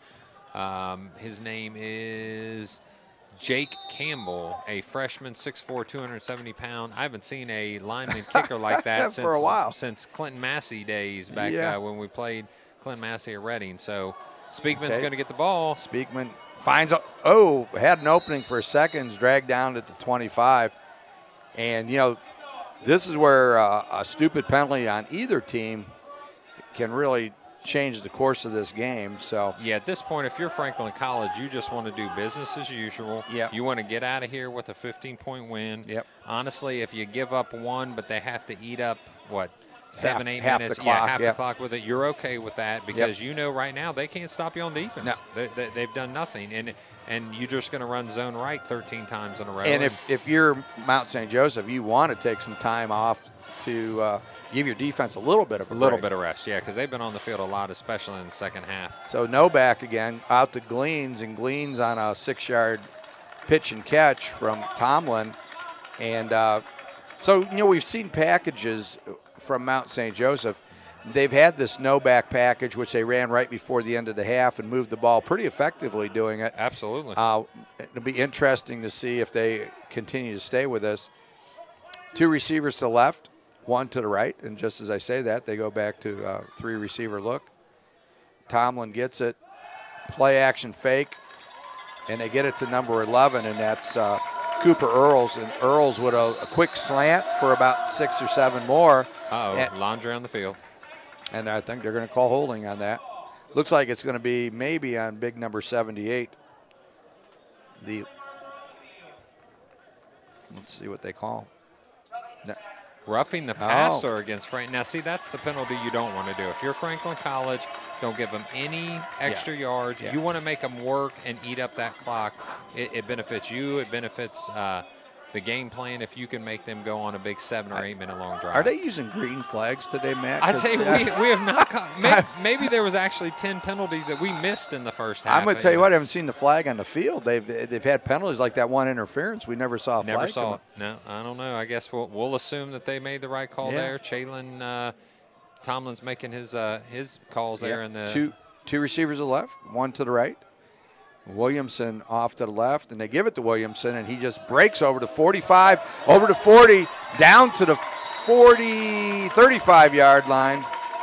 And that's going to be good enough for another first down for Mount St. Joseph at 13 to go here in the fourth quarter. And Mount St. Joseph is in dire need of a touchdown on this drive. If you're going to look at this film later, you're probably going to ask yourself as an offensive coach for Mount St. Joe, why didn't we give the ball to him 35 times? The kid is impressive. Yeah, he's a player. And Tomlin, boom, quick out to Gleans. Gleans on a little deep out at about the 25-yard line. And just like that, Matt, it's pitch and catch for another first down. 72-60, so 72-60 on the offensive line. Might want to watch themselves on that last play. A little double team down to the ground with a little extra added bonus. Little high-low sauce stuff on the end of it, yeah. Oh, Gleans again. Yep. And I'll tell you what, Tomlin and Gleans, they might be setting the hitch and go up here. You know, yeah, I it looks think, like it possibly. Yeah, because Gleans is like there's nobody over there covering him right he's now. He's going to give it that pump shoulder fake, and then he's going to release, and probably I would look for that here in the next couple plays with about 20 yards to go. Right. And they are aware of Gleans because they pull the safety over, and he looks. And Lots of time. Just have to get. Oh, and he gets it to Gleans again. Gleans had both hands in the air, kind of bouncing up and down, and then as soon as Tomlin started breaking towards the sideline, he broke off towards the end zone. So great play by Gleans there. Yeah. So Gleans, boy, he's been the man on this drive here with 12 minutes to go in the fourth quarter, and the ball is down about appears to be about the 7 or 13-yard line. So they can get a first down at the 3. Mm-hmm. And 2 receivers to the left, 1 to the right. Williamson again. And now they're going to go to the corner to Pankey. Oh, and that was a good call. That's nice. Nice play. Nice play by the defense. All the way around. I thought Pankey was going to be able to get the foot down, but the defender forced him out. I believe that was Massenil again. Yeah. He's made tremendous spot. No, actually, that was number 5. So that had been Alex Fry on the play. So their outside defensive back coverage has been excellent within the red zone. In the red zone, they have been golden there. Yeah. So 3 receivers to the left, 1 to the right. Tomlin facing a 2nd and 10 from the 13-yard line. Williamson gets it out to Cooper Earls, and Earls gets it all the way down to the 1. I don't think he got in, no. So at the 1-yard line, Cooper Earls stretches out, and it's going to be 1st and goal from the 1. So you're going to see 4 times, Matt, just smash it at him. And Williamson. Or, you know, if you want to go under center, I mean, quarterbacks need, but something here that it's not going to be a very don't overthink this. Don't go Seattle Marshawn Lynch on him. Yes, exactly. Give it to Williamson, score. Tomlin. Nope. Quick. Oh! And that back shoulder fade again, and Pankey almost. Pankey hasn't had the greatest game. I've seen him a lot sharper. Today he seems his game's a little bit off, and you know the DB might have something to do with that. Yeah, man. they've played excellent on the outside right now. Fry is on him, and he's done a great job. You got Stamball in that free safety, strong safety position. You know, Chaz Hill on the other side. This time it goes to Williamson to the right, or Williamson to the right, and he's in. Give the ball to Williamson.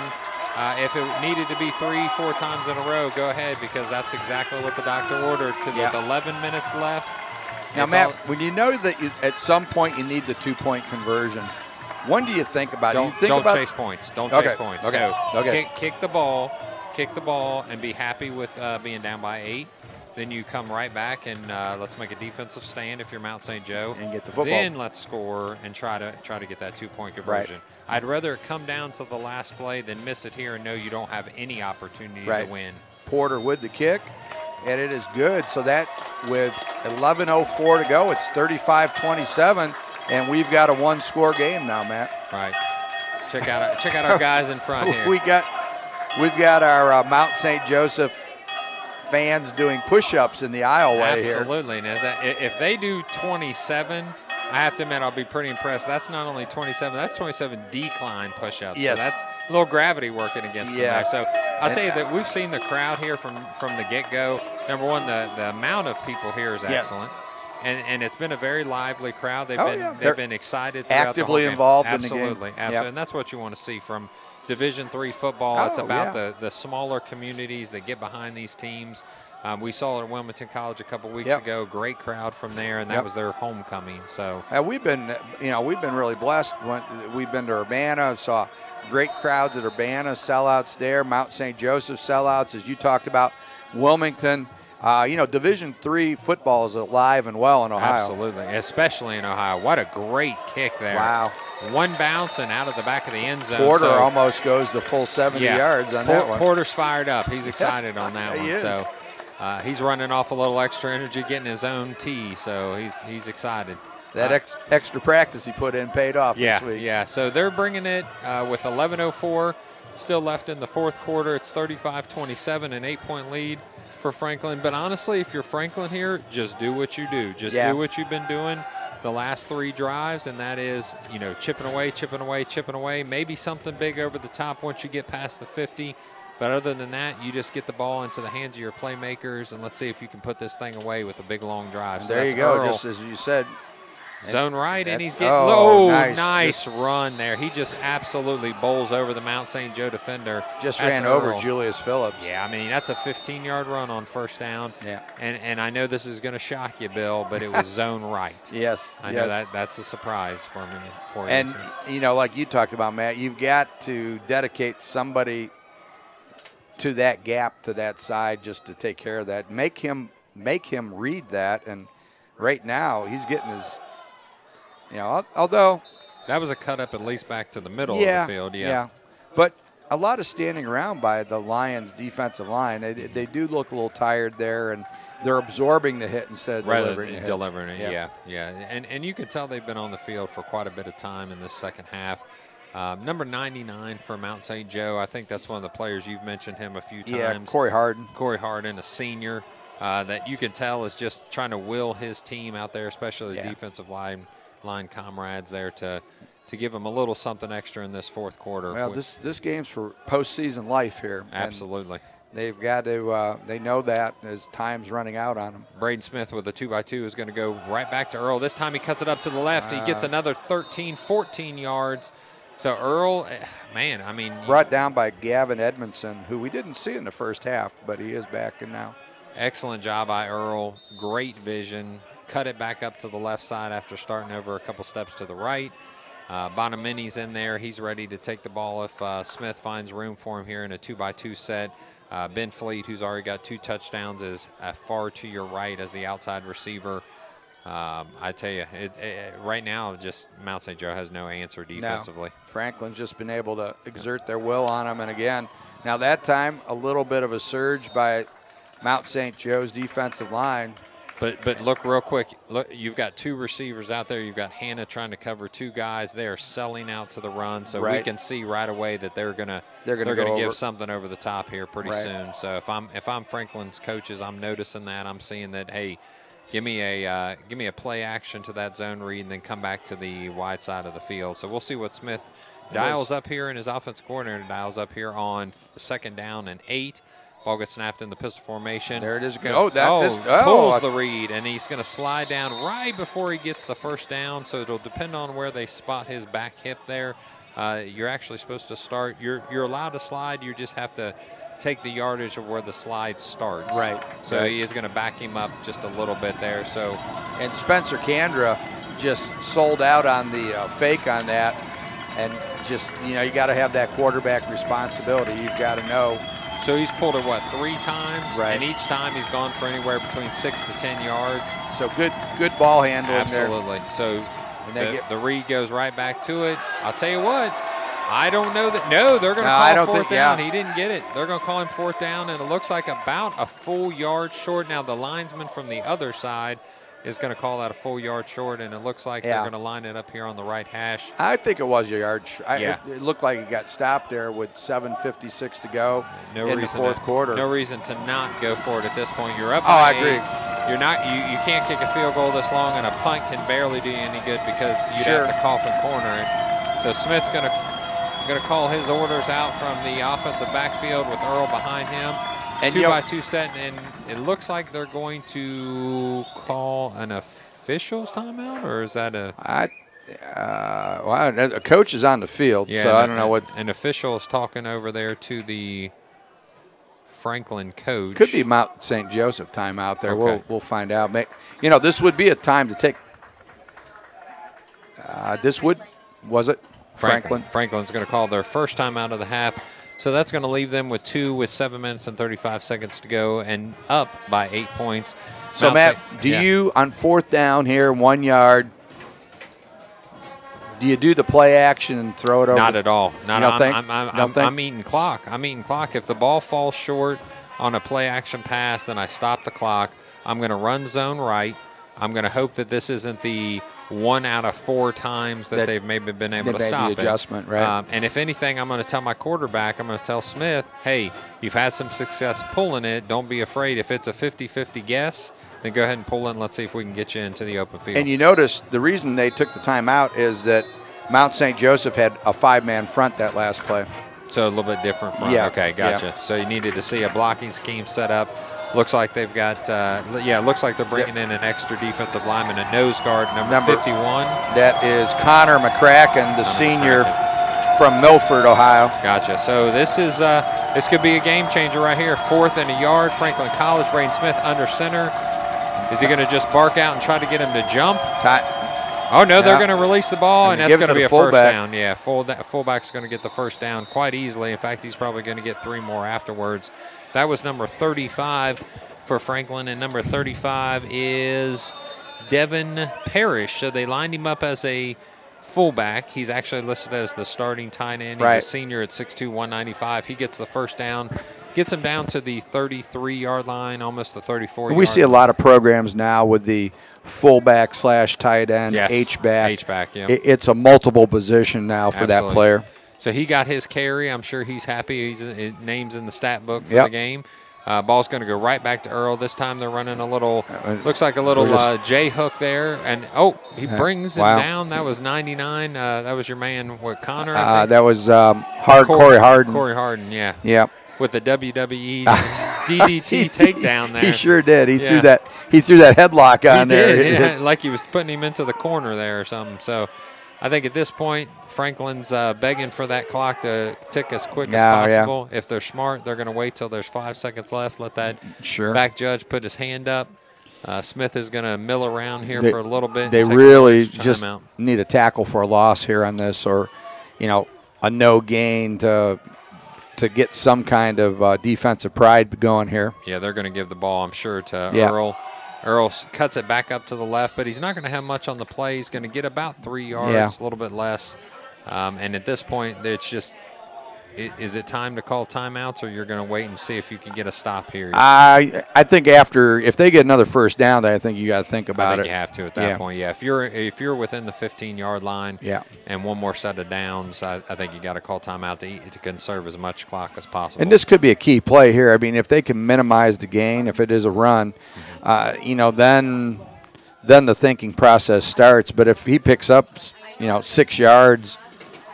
They've got some issues here. Bonamini in motion, but the ball's going to go right back to Smith keeps it. It's a read, and that's a touchdown for Franklin College on a fantastic pull by the quarterback on the zone read. And honestly, they've probably been setting that up for the last 2 series. I kind of saw that coming all along there. As you had talked about, they've run it 3 or 4 times, and each time it's been very successful when they have pulled it. Right. And that pushes out to 41-27 in favor of Franklin College, and the extra point up and coming, but that's going to move it out to a 15-point lead. So it's going to have to be a quick possession for Mount St. Joseph, and then the defense is going to have to get back on there and create a turnover or a stop. Yeah, you're going to need a quick possession, and you're going to need a recovery of an onside kick, or, like you said, a defensive turnover or quick possession for the defense, because at this point, with 5:40 left in the fourth quarter, 42-27. Not surprising that the second half was more high scoring. We know that there was a feel-out process in the first half. We know that they were going to come back with some adjustments, and although Mount St. Joe doesn't seem to have adjusted well to the zone right read, other than that, Franklin College has been able to do pretty much whatever they want offensively. So and when they have thrown, they've had some. So at 5:40 left in the fourth quarter, 42-27 is your score. Franklin College up here at Schueler Field in Mount St. Joseph. Beautiful Delhi, Ohio. Yeah. Beautiful morning, afternoon, I should say. Yeah, we couldn't ask for a Yep. better day for a football game, Matt. Yep, and a nice crowd here. So, again, Division III, like you said, alive and well in Ohio, especially in this area. But number 9 is set to kick off. That's Campbell again. And we've got Speakman back deep and Glines. Yep, and there goes Speakman's up over to 20, 25, bounces. It's over to 30, out to the 35. And now that's the one time I've seen the flag. I mean, that flag came in from 15 yards out. So, and, you know, it's funny, Chuck and I were talking about the last couple of weeks. It was almost every kickoff return, there's a flag. You know, at least the games we've seen. And then suddenly today, it's been a pretty clean game up until, as I say, about 11 minutes to go in the third quarter. Yes. And then they reached in their pocket and they said, hey, I got a flag there. How about that? What's this for here? I forgot about that thing. Yeah. So Mount St. Joe's going to have to put a few more yards on the old playbook and come from scrimmage all the way back. Looks like the 15-yard line due to a penalty on that kickoff return. So, and this is really when they need one of those 1.5-minute drives that we've seen them put together during the course of the year, is move the ball down, get it in quick, and then as you say, onside kick, do what you have to do to get the ball back. And Tomlin gets it to number 2, and that's Pankey, and Pankey is able to advance it up close to a first down. So with the amount of scoring they've done through the year so far, do you have to ask yourself, is it the level of competition that they faced, or is this a high-power offense as we presume it is? You know, I think, Matt, we talked about Franklin's been there before. Yes. It's very apparent that they're used to playing for the big marble game. They're used to the big stage, so to speak. And Mount St. Joseph has been working to get to that point, and I think that's the problem right now. But they have worked the sideline on this drive and been able to move it, 15 yards very easily. So let's see if that continues. Tomlin drops. He steps up into the pocket, and he finds Cooper Earls. And Earls has got another first down at the 42-yard line. So as long as they can keep on doing this, Matt, and keep this rhythm, Clock's going to stop as they reset the chains. But I'll tell you what, that's a great pitch and catch. Yeah. And it was a good job by Tomlin, stepped up. Now they get the ball to Earls again, and Earls is good at running after the catch. But I think that what they're going to have to do is at some point they're going to have to decide to use those timeouts, because you just you can't get time back on the clock, and you've got to be able to. You'd rather have it with 50 seconds and no timeouts than have all your timeouts, and if you're down by 15, what good does it do? Yeah, at this point you're going to have to score two-point conversion to get enough to win this game. Yeah, and that should be a first. Well, now it's going to be close. Yeah, they're going to mark it as a first down. And Gleans had a great catch on that. And, part of that you always wonder, because you see the guy catching, he starts running backwards to get away. And so are they going to give him that forward progress? Yeah. So Tomlin, he looks, he goes deep, and he's got Hannah. Oh, my goodness. Hannah comes over from the defensive side. Tyler Hannah, the two-time all-conference corner, and that ball couldn't have been any better thrown for him. Right in his hands. And unfortunately, that's the second one Hannah's had hit him in the hands that he couldn't come in with. One on this side of the field and now one on that. There are reasons why people play defense and people play offense. Yes, it's called ball skills, right? Yes, it is. Absolutely. Great player, though. Great player. Just couldn't come in with that one. As I say, all conference on defense. 2-by-2 set. Tomlin with 3:50 to go in the game needs to manufacture some magic. And off Cooper Earl's hands, out of bounds. And so that's going to bring up 3rd and 10. Good throw. And, the sun's probably getting a little bit difficult on that sideline right now. So 3:46 left in the game. 42-27 is your score. Franklin College is up on the Mount St. Joseph Lions. And so 3 receivers to the left, 1 to the right. Tomlin takes his drop. He steps up. And he finds Williamson, and Williamson does get the first down. First down, yeah. Nice little check down on that as he stepped up. And a good patience by Tomlin in that given situation, Matt, because he didn't rush that, which was important. Okay, so Tomlin is looking. He's looking. He steps Open. up. He's got lots of room, and I think that's smart though. That's smart. Yeah. Don't eat up Now any more time. You got to get a timeout though on that. I think. We'll see if they do. Yeah, they're gonna bring Panky back onto the left side of the field. Yeah. Nope, they're gonna try to just let the clock run, and I think they're most worried about getting this first score. Right. And so then Tomlin steps up again, and finds, I think it's Gleans again, and Gleans is down to the 11-yard line, Matt. Safety blanket. Got to go with the safety blanket. Yep. Gleans has been there all game. 3:04 to go, and we've got 3 receivers to the right, 1 to the left, and Tomlin looks. He looks. Got him. Oh, nice play by the defender nice there. recovery. Yeah. Number 27 on that play for the Grizzlies is going to be John McKinney, a defensive back from Brownstown, Indiana, junior. You know, Matt, the one thing where on this particular drive where Tomlin's had a lot of success is when he's got out of the pocket, when he approaches the line of scrimmage and pulls up and throws it, because then he freezes the defensive secondary. Almost side-armed a couple times doing that very thing. 2-by-2 set. Tomlin looks. There it is, and he finds Panky. Yep, that's a for score. Touchdown. And so now comes the all-important decision on the 2 here. And like you said, if you're going to go for the win, you go for 2 here and you go for 2 at the end. You got to. Yeah, if you're going to win, you're going 2 and 2. So you got to get this one to even get close enough to where the next one could count. But they're going with Porter. Now you always wonder about fake kicks, though. I mean, that's always that potential there. Yeah, I would think that you'd see that coming at this point. Yeah. I mean, I guess they're going to try to score. And, okay. So with 2:44 left in the fourth quarter, it's 42-34. And I got to make sure my math is right here. So, yeah, they're going to need it's still 8 points to tie. So I think they're content with the fact that they get a stop, go down and score, they're going to go to overtime. Okay. So that's my thinking is they're thinking, okay, let's get it to overtime, and we got a new ball game at that point. That's fair. That's fair. So our guys are doing their push-ups again. Yeah.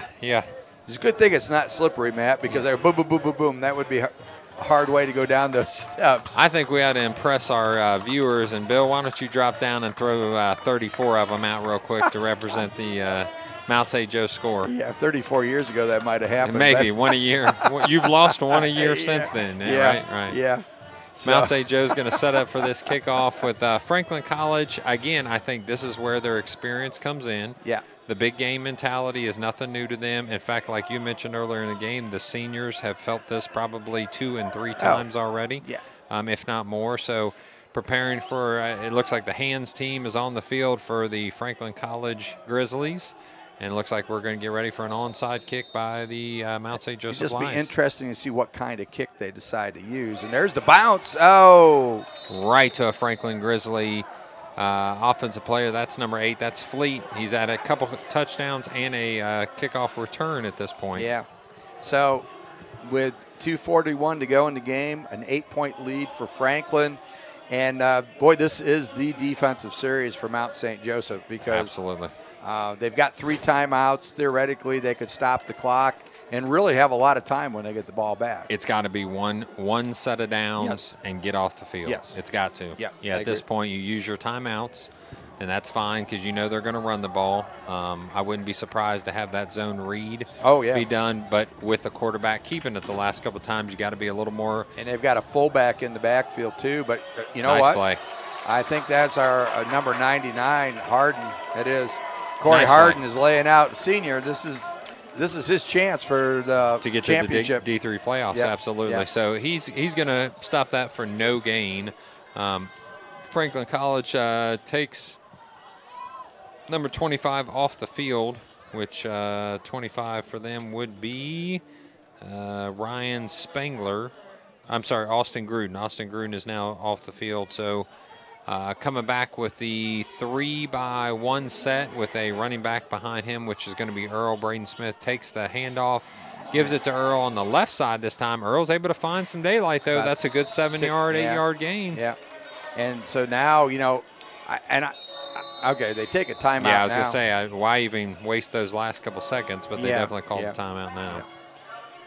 Well, with 1 minute and 50 seconds left, 42-34 is your score. Again, I guess my competitive nature doesn't let the extra point attempt sit well. Yeah. I guess I'm wondering, like you said, the mentality must be let's stop them here.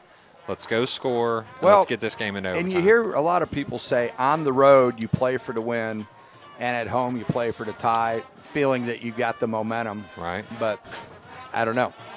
Maybe their coach heard it backwards. Maybe their coach heard it say, well, we're at home, go for the tie so you can have more concession stand That could sales. be. Give the fans a little bit more for their money. You know? Yeah, they've earned their $7 at least to get in here. So. Right. So, it makes you wonder if that's, some people think that you have the advantage. And I don't know what the stats are on that. Right. But some people feel that you have the advantage if you're the home team in overtime. So, Mount St. Joe's got to make a defensive stop here. It's third, and it looks like 3.5. We all know what's coming. Everybody in the stadium knows what's coming. I'll tell you what, I'd have one of my defensive backs watching number 10 on the zone keep.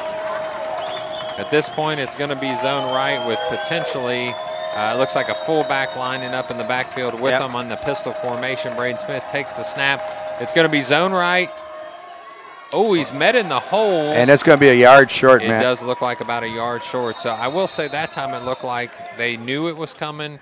Number 34 for your it's Julius Fisher and number 24. And 24, Gavin Edmondson, who, like I said, Edmondson did not play in the first half, so I don't know what the deal was with that. But that was a great play. I mean, that was potentially a game-changing play in the sense that if they can stop them here on fourth down, now it's time to put the offense into high gear and see if they can score and go for the tie. Last time we saw this, it ended up being an 11-yard touchdown run for Brandon Smith there. So, and they also brought in the tight end. If you remember about this place in the field, they were about here in the field. They brought in a tight end, the starting tight end, in a fullback position, and got about 3 or 4 yards on that. So you can't help but think they're going to go back to that or zone right read, one of the two. So this is your ball game.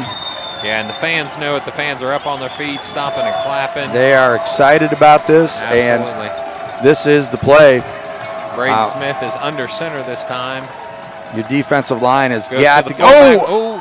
Oh, he's gonna get the first down. He's gonna actually get it by about a yard. But initial contact was made right about the line of scrimmage. Right. But that young man just churned his legs and was able to get at least a yard to start a new set of downs. And honestly, that's going to choke the life out of Mount St. Joe because at this point they have one timeout left, so they can stop the clock one more time. Yeah, you just make them snap it as many times as they have to. And hope for something bad to happen. Yeah, absolutely. So Franklin College. But I suspect you'll see a victory formation at this point. And yeah, I would say you'd have 25 seconds on the play clock if you do that 3 times. It's going to be close. Yeah. It's going to be close, because you've got 1:37. They can stop at one time. So at worst case, they're going to run a couple plays here, hope for the first down. Then they're going to call – they are going to call a measurement, which, to be honest with you, I'm a little surprised. It looked pretty clear. Probably requested by Mount St. Joseph, I'm sure. Think. But it looked pretty clear. In fact, it looks like it's going to be – it's not even close. Yeah, yard and a half past it. Yeah. And that might be the dagger that puts this game in. Now, stranger things have happened, don't get me wrong, but with 42-34 as your score. I tell you what, and from a psychological standpoint, I think that's good by Coach Hopperton to do that. Even though he might know it's a first down, it signals to the team that he's not giving up and saying, hey, we can't win this. So now we'll see if it pays off. Well, I mean, and if you're a coach that's preparing this team for the long haul and a culture and a thought process to stand firm, you want to say, look, we finished strong. Doesn't matter if they're in the victory formation or not, we finished strong. Right. But they are going to go into victory formation. Earl looks like he's about 12 yards deep, just expecting that, unfortunate bounce. Smith is able to knee that ball, and they're going to take their final timeout. So, Matt, while we're in this part of the game like this, I've always wondered why coaches haven't told their quarterbacks when they're going to do that kneel is take a couple steps back, right, and let it, take it. If they don't penetrate, then just stand there until you need to take the kneel, just to run off, because you knew as soon as the clock ran, or they were going to call timeout as soon as they took the kneel. Mm-hmm. So, I mean, why not take a couple more seconds? Milk it up. And I think it's about maybe player safety at that point. If you get some charging defensive lineman to come in there and try to knock somebody's head off. So with 42:34 left, with a minute and 13 seconds to go in the game, it's going to be second down and 12 yards to go. Because of the victory formation, they're going to lose 2 yards on that. Yeah. So Braden Smith, unfortunately, is going to lose 2 yards on his rushing total for the day, which actually has been pretty positive. Pretty good. His yards per carry is going to be. It's pretty strong. It'll be kind of skewed by that kneel down, but for the most part, he's probably around 10 yards per carry think, today. Yeah, I think he's every bit of 10 yards per carry. So again, in the victory formation, Franklin College lines up on the 38-yard line. The ball snapped to Smith. He's going to just kneel down quickly. This time they cannot stop the clock, so it's a minute and 7 seconds left with 35 seconds left on the play clock. So we'll get one more snap after this, Matt, and that will effectively run it out. Yeah. So, I mean, if you're Mount St. Joe, what are you taking away from the game? What are the things that you're telling as a coach to the team as they walk in with a 42-34 loss? You were with a team that's won 10 in a row. Mm-hmm. They've been here before. We're now in that situation. We need to learn from this and understand when we're back here next year what we have to do. And next year, I'm assuming they'll be at Franklin, so take the game to them at Franklin. For the seniors, they can take pride in the fact that they've helped build the program to the point where they're playing in this kind of game. Right, that this game means something, that they can be this deep in the season, and this game is very, very important. So we'll see the team shake hands here in just a second as they go down the 50-yard line. So your final, which is just about 7 seconds from being over, is 42-34. The Franklin College Grizzlies are able to put down the Mount St. Joseph Lions of Delhi, Ohio. Exciting game. We knew in the second half it was going to be pretty much exactly what we saw, and that was a high-flying, high-scoring game because the first half was just the feel-out process. So, we'll try to look at get you some numbers here in just a second. Yeah, we hopefully will have some stats to finish this up. But, thanks goes out to Blake Watson, who's helped us out with the 3 games we've been down here, and we hope next year that we'll be down for all 5 games here at Mount St. Joseph. Just a great venue here at Schueler Field. They've done a great job building the program. Actually, the overall athletic program here has really taken tremendous strides, and they're in a great area, Matt. They're right here with, you've got Elder, you've got Xavier, you've got Moeller, just to speak of the Catholic schools, Coleraine, LaSalle. I mean, it's a great area for recruiting, and this program, all indications point that it's going to continue to go up, and it'll only get better as Coach Hopperton gets more time to recruit and get the players that fit what he wants to do. Right, and obviously what he wants to do is he wants to get the ball out. He wants to throw it 60-plus times a game. He's got your mentality of let's get some short passes. Let's keep the ball, moving down the field. Let's take what they're going to give us. And you saw that. And with Williamson, it just seemed like he didn't get enough touches. If I'm him, I'm looking at this game and I'm looking at the film and I'm saying, give me 5 or 6 more. Give me maybe 10 more. Did you get the impression that maybe they got soured on that in the first half, and that's why we didn't see as much of it in the second half? Because it seemed like they really gave it lip service on running the football in the first half. They tried a couple times. I would agree. And maybe that wasn't their philosophy coming into the game. Maybe it was, hey, Tomlin has put up these huge numbers, and we're going to be able to do that. And coaches trap themselves on that type of stuff. Yeah, I think like you said, it was abandoned way too early. Right. And I think in the second half, the defense had probably loosened up just a little bit, knowing that the score was going to make it indicative for them to have to pass the ball. Right. So, he might have got a couple yards because of the scheming in the second half, but I thought he was a great player. I thought he was really elusive, had the speed that he needed to make a difference, and then even showed a little power towards the end of the goal line there. I think Coach Leonard, the great move by the veteran coach who's been in these situations is he saw his defensive line getting tired in the first half. And instead of, he said, maybe I've got some lesser players, less experienced players, but let's get them out there for a play or two and give these guys a break. And I think that paid off tremendously for Franklin in that second half. Could not agree more. Yep. Yeah, he out-coached when it came to the defensive line player, the defensive personnel changes. He did. He did a great job. I have to admit, I questioned it from the beginning. I wasn't sure what the process was, but I think he said, I've got a couple hungry younger kids that's willing to give me everything they got for about 2 or 3 plays in a row, switch them back out, keep everybody fresh. You saw Prater and Reed, the starters, make a lot of plays in the second half. There was pressure. Because they were a little bit fresher. Absolutely, without question. I mean, it was a great coaching move and something that, I'll look in the future and not have to question it again, because you can see the benefits of that choice clearly in the second half with much more pressure and much less running ability for the Lions. Well, and I think we've seen the trend with the bigger schools, Ohio State, Alabama.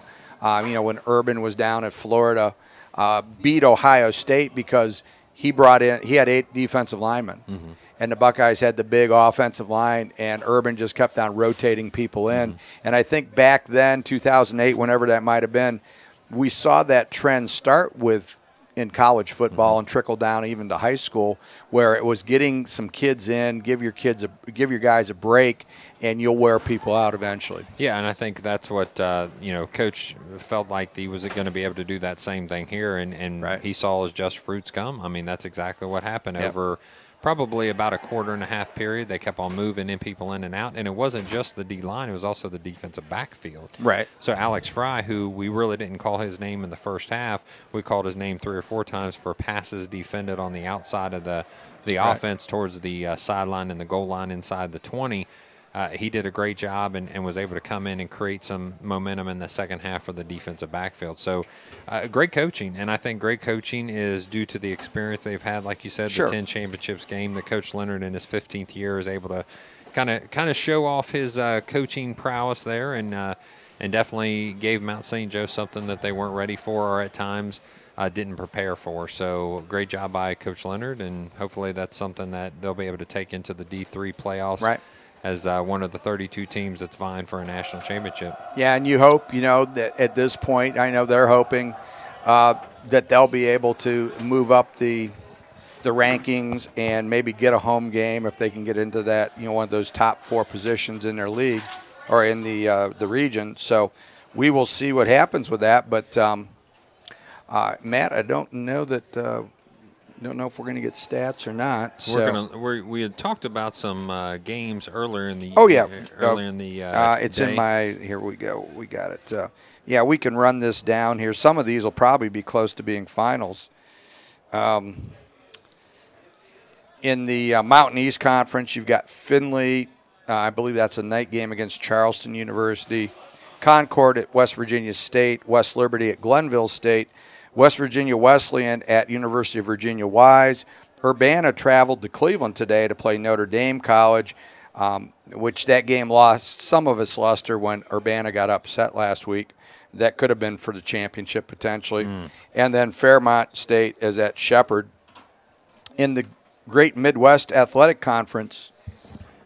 And I'm checking your Kentucky State football score. Oh, the SIAC. We're going to get our other Campus Nation broadcast. Yep. In the Great Midwest, Malone is at Ohio Dominican. Alderson Broadus is at Hillsdale. Kentucky Wesleyan is at Tiffin, and Walsh is at Lake Erie. In the Ohio Athletic Conference, you've got Heidelberg playing Otterbein, Wilmington at Marietta. Mount Union is at Capital, John Carroll is at Ohio Northern, and Muskingum is at Baldwin Wallace. I would imagine we're pretty close to finals on all those OAC games, as they're usually 1 o'clock starts. In the Big Ten today, we've got Maryland at Rutgers. Everybody will be excited about that one. Indiana at Iowa, and then we've got Ohio State at Minnesota. Again, that one will probably be close to being a final. Buckeyes are leading 10-7 at the end of the first quarter. Northwestern is at Nebraska. We've got final on Ohio State is 30-14 for the Buckeyes. Penn State is at Michigan State, maybe a trap game for Penn State as they look forward to Michigan down the road. Yep. And then number 12, Michigan, is at number 15, Wisconsin, Matt. And really for the Wolverines, if they want to get back into that conversation, even in the Big Ten, they've got to take someone. That one. Yeah, you got to bring down Wisconsin, and especially if you're at night at the Big House, 110,000, 7:30 start time. You're in front of the whole nation. I mean, it's absolutely a statement game for them. Right. But even I won't endear myself, I'm sure, to any audience member saying that I happen to bleed the maize and blue, and I don't mean Mount St. Joe. Yeah. At this point, it's still you're far from being where Penn State and Ohio State are, and you have to win this game to show that you're even ready to climb back into that caliber. Well, I was listening to one of the pregame shows, and they called it an elimination game because each team has one loss. Mm-hmm. So if you lose a second game, as far as the playoffs are concerned, now you may have a chance to still win the Big Ten. Because even if Michigan loses, they could beat Ohio State, they could beat Penn State, they could get back into the Big Ten championship game. But you just can't afford to lose two games and be in the national picture. So big game for both of those teams. Tennessee will be at number 21, Auburn. Florida was leading Vanderbilt last time I saw. That game will probably be final. That's number 14, Florida at Vanderbilt. Number 5, Notre Dame at Pitt. Number 2, Georgia at number 13, LSU with Joey Burrow there at quarterback. Number 3, Washington at number 17, Oregon. Number 19, number 19, Colorado at USC. And number 6, West Virginia at Iowa State. I think that, Matt, could be the upset game there. A lot of people thinking that same thing. It's at Ames. Yes. So it's in Ames, Iowa. And West Virginia has some huge games coming up right after that. Yep. So if they're looking too far ahead, Iowa State upset Oklahoma last year. And with Matt Campbell, the former Mount Union player and former Bowling Green and Toledo head coach, Matt Campbell has got that program turned around, and you can't go into Ames and take them too lightly anymore. Mm-hmm. Because you will come out with a loss if you do that. So so that runs down the top 25, Matt, and hopefully we'll have some stats here, and we'll be able to give you a rundown before we get off the air. But, again, today's game was Franklin 42 and Mount St. Joseph 34. And so, Matt, it was a pleasure to have you on with us. I was glad you were able to get out to see this game, high-quality football, and really a playoff quality game. Absolutely. I mean, you saw that mentality from the crowd. It was a full crowd from the get-go, the start of the game.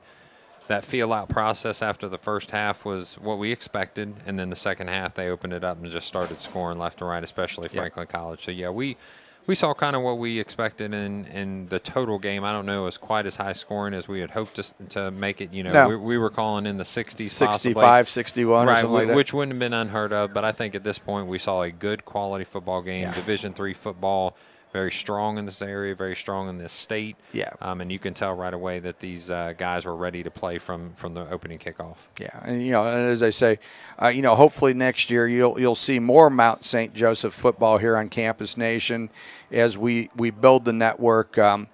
We've had them on as part of the Game of the Week program. They've not let us down in any of those. Yeah. They've put on a good show, and so we hope next year that we're going to build that foundation with these games and then move on. Of course, we're going to be there for some basketball this year and some possibly wrestling. So join us here right here on Campus Nation for Mount St. Joseph Lions Athletics. So are we any closer? I do not see it. Well, I would say we're going to call. We'll call it on this. So for Matt Baker, this is Bill Rayback, Marianne Dotson on the engineering today. We apologize for our delay, but we got on and we were able to bring you the most of the game. And so that is it here from Schueler Field in Delphi, Ohio. Good night, everyone.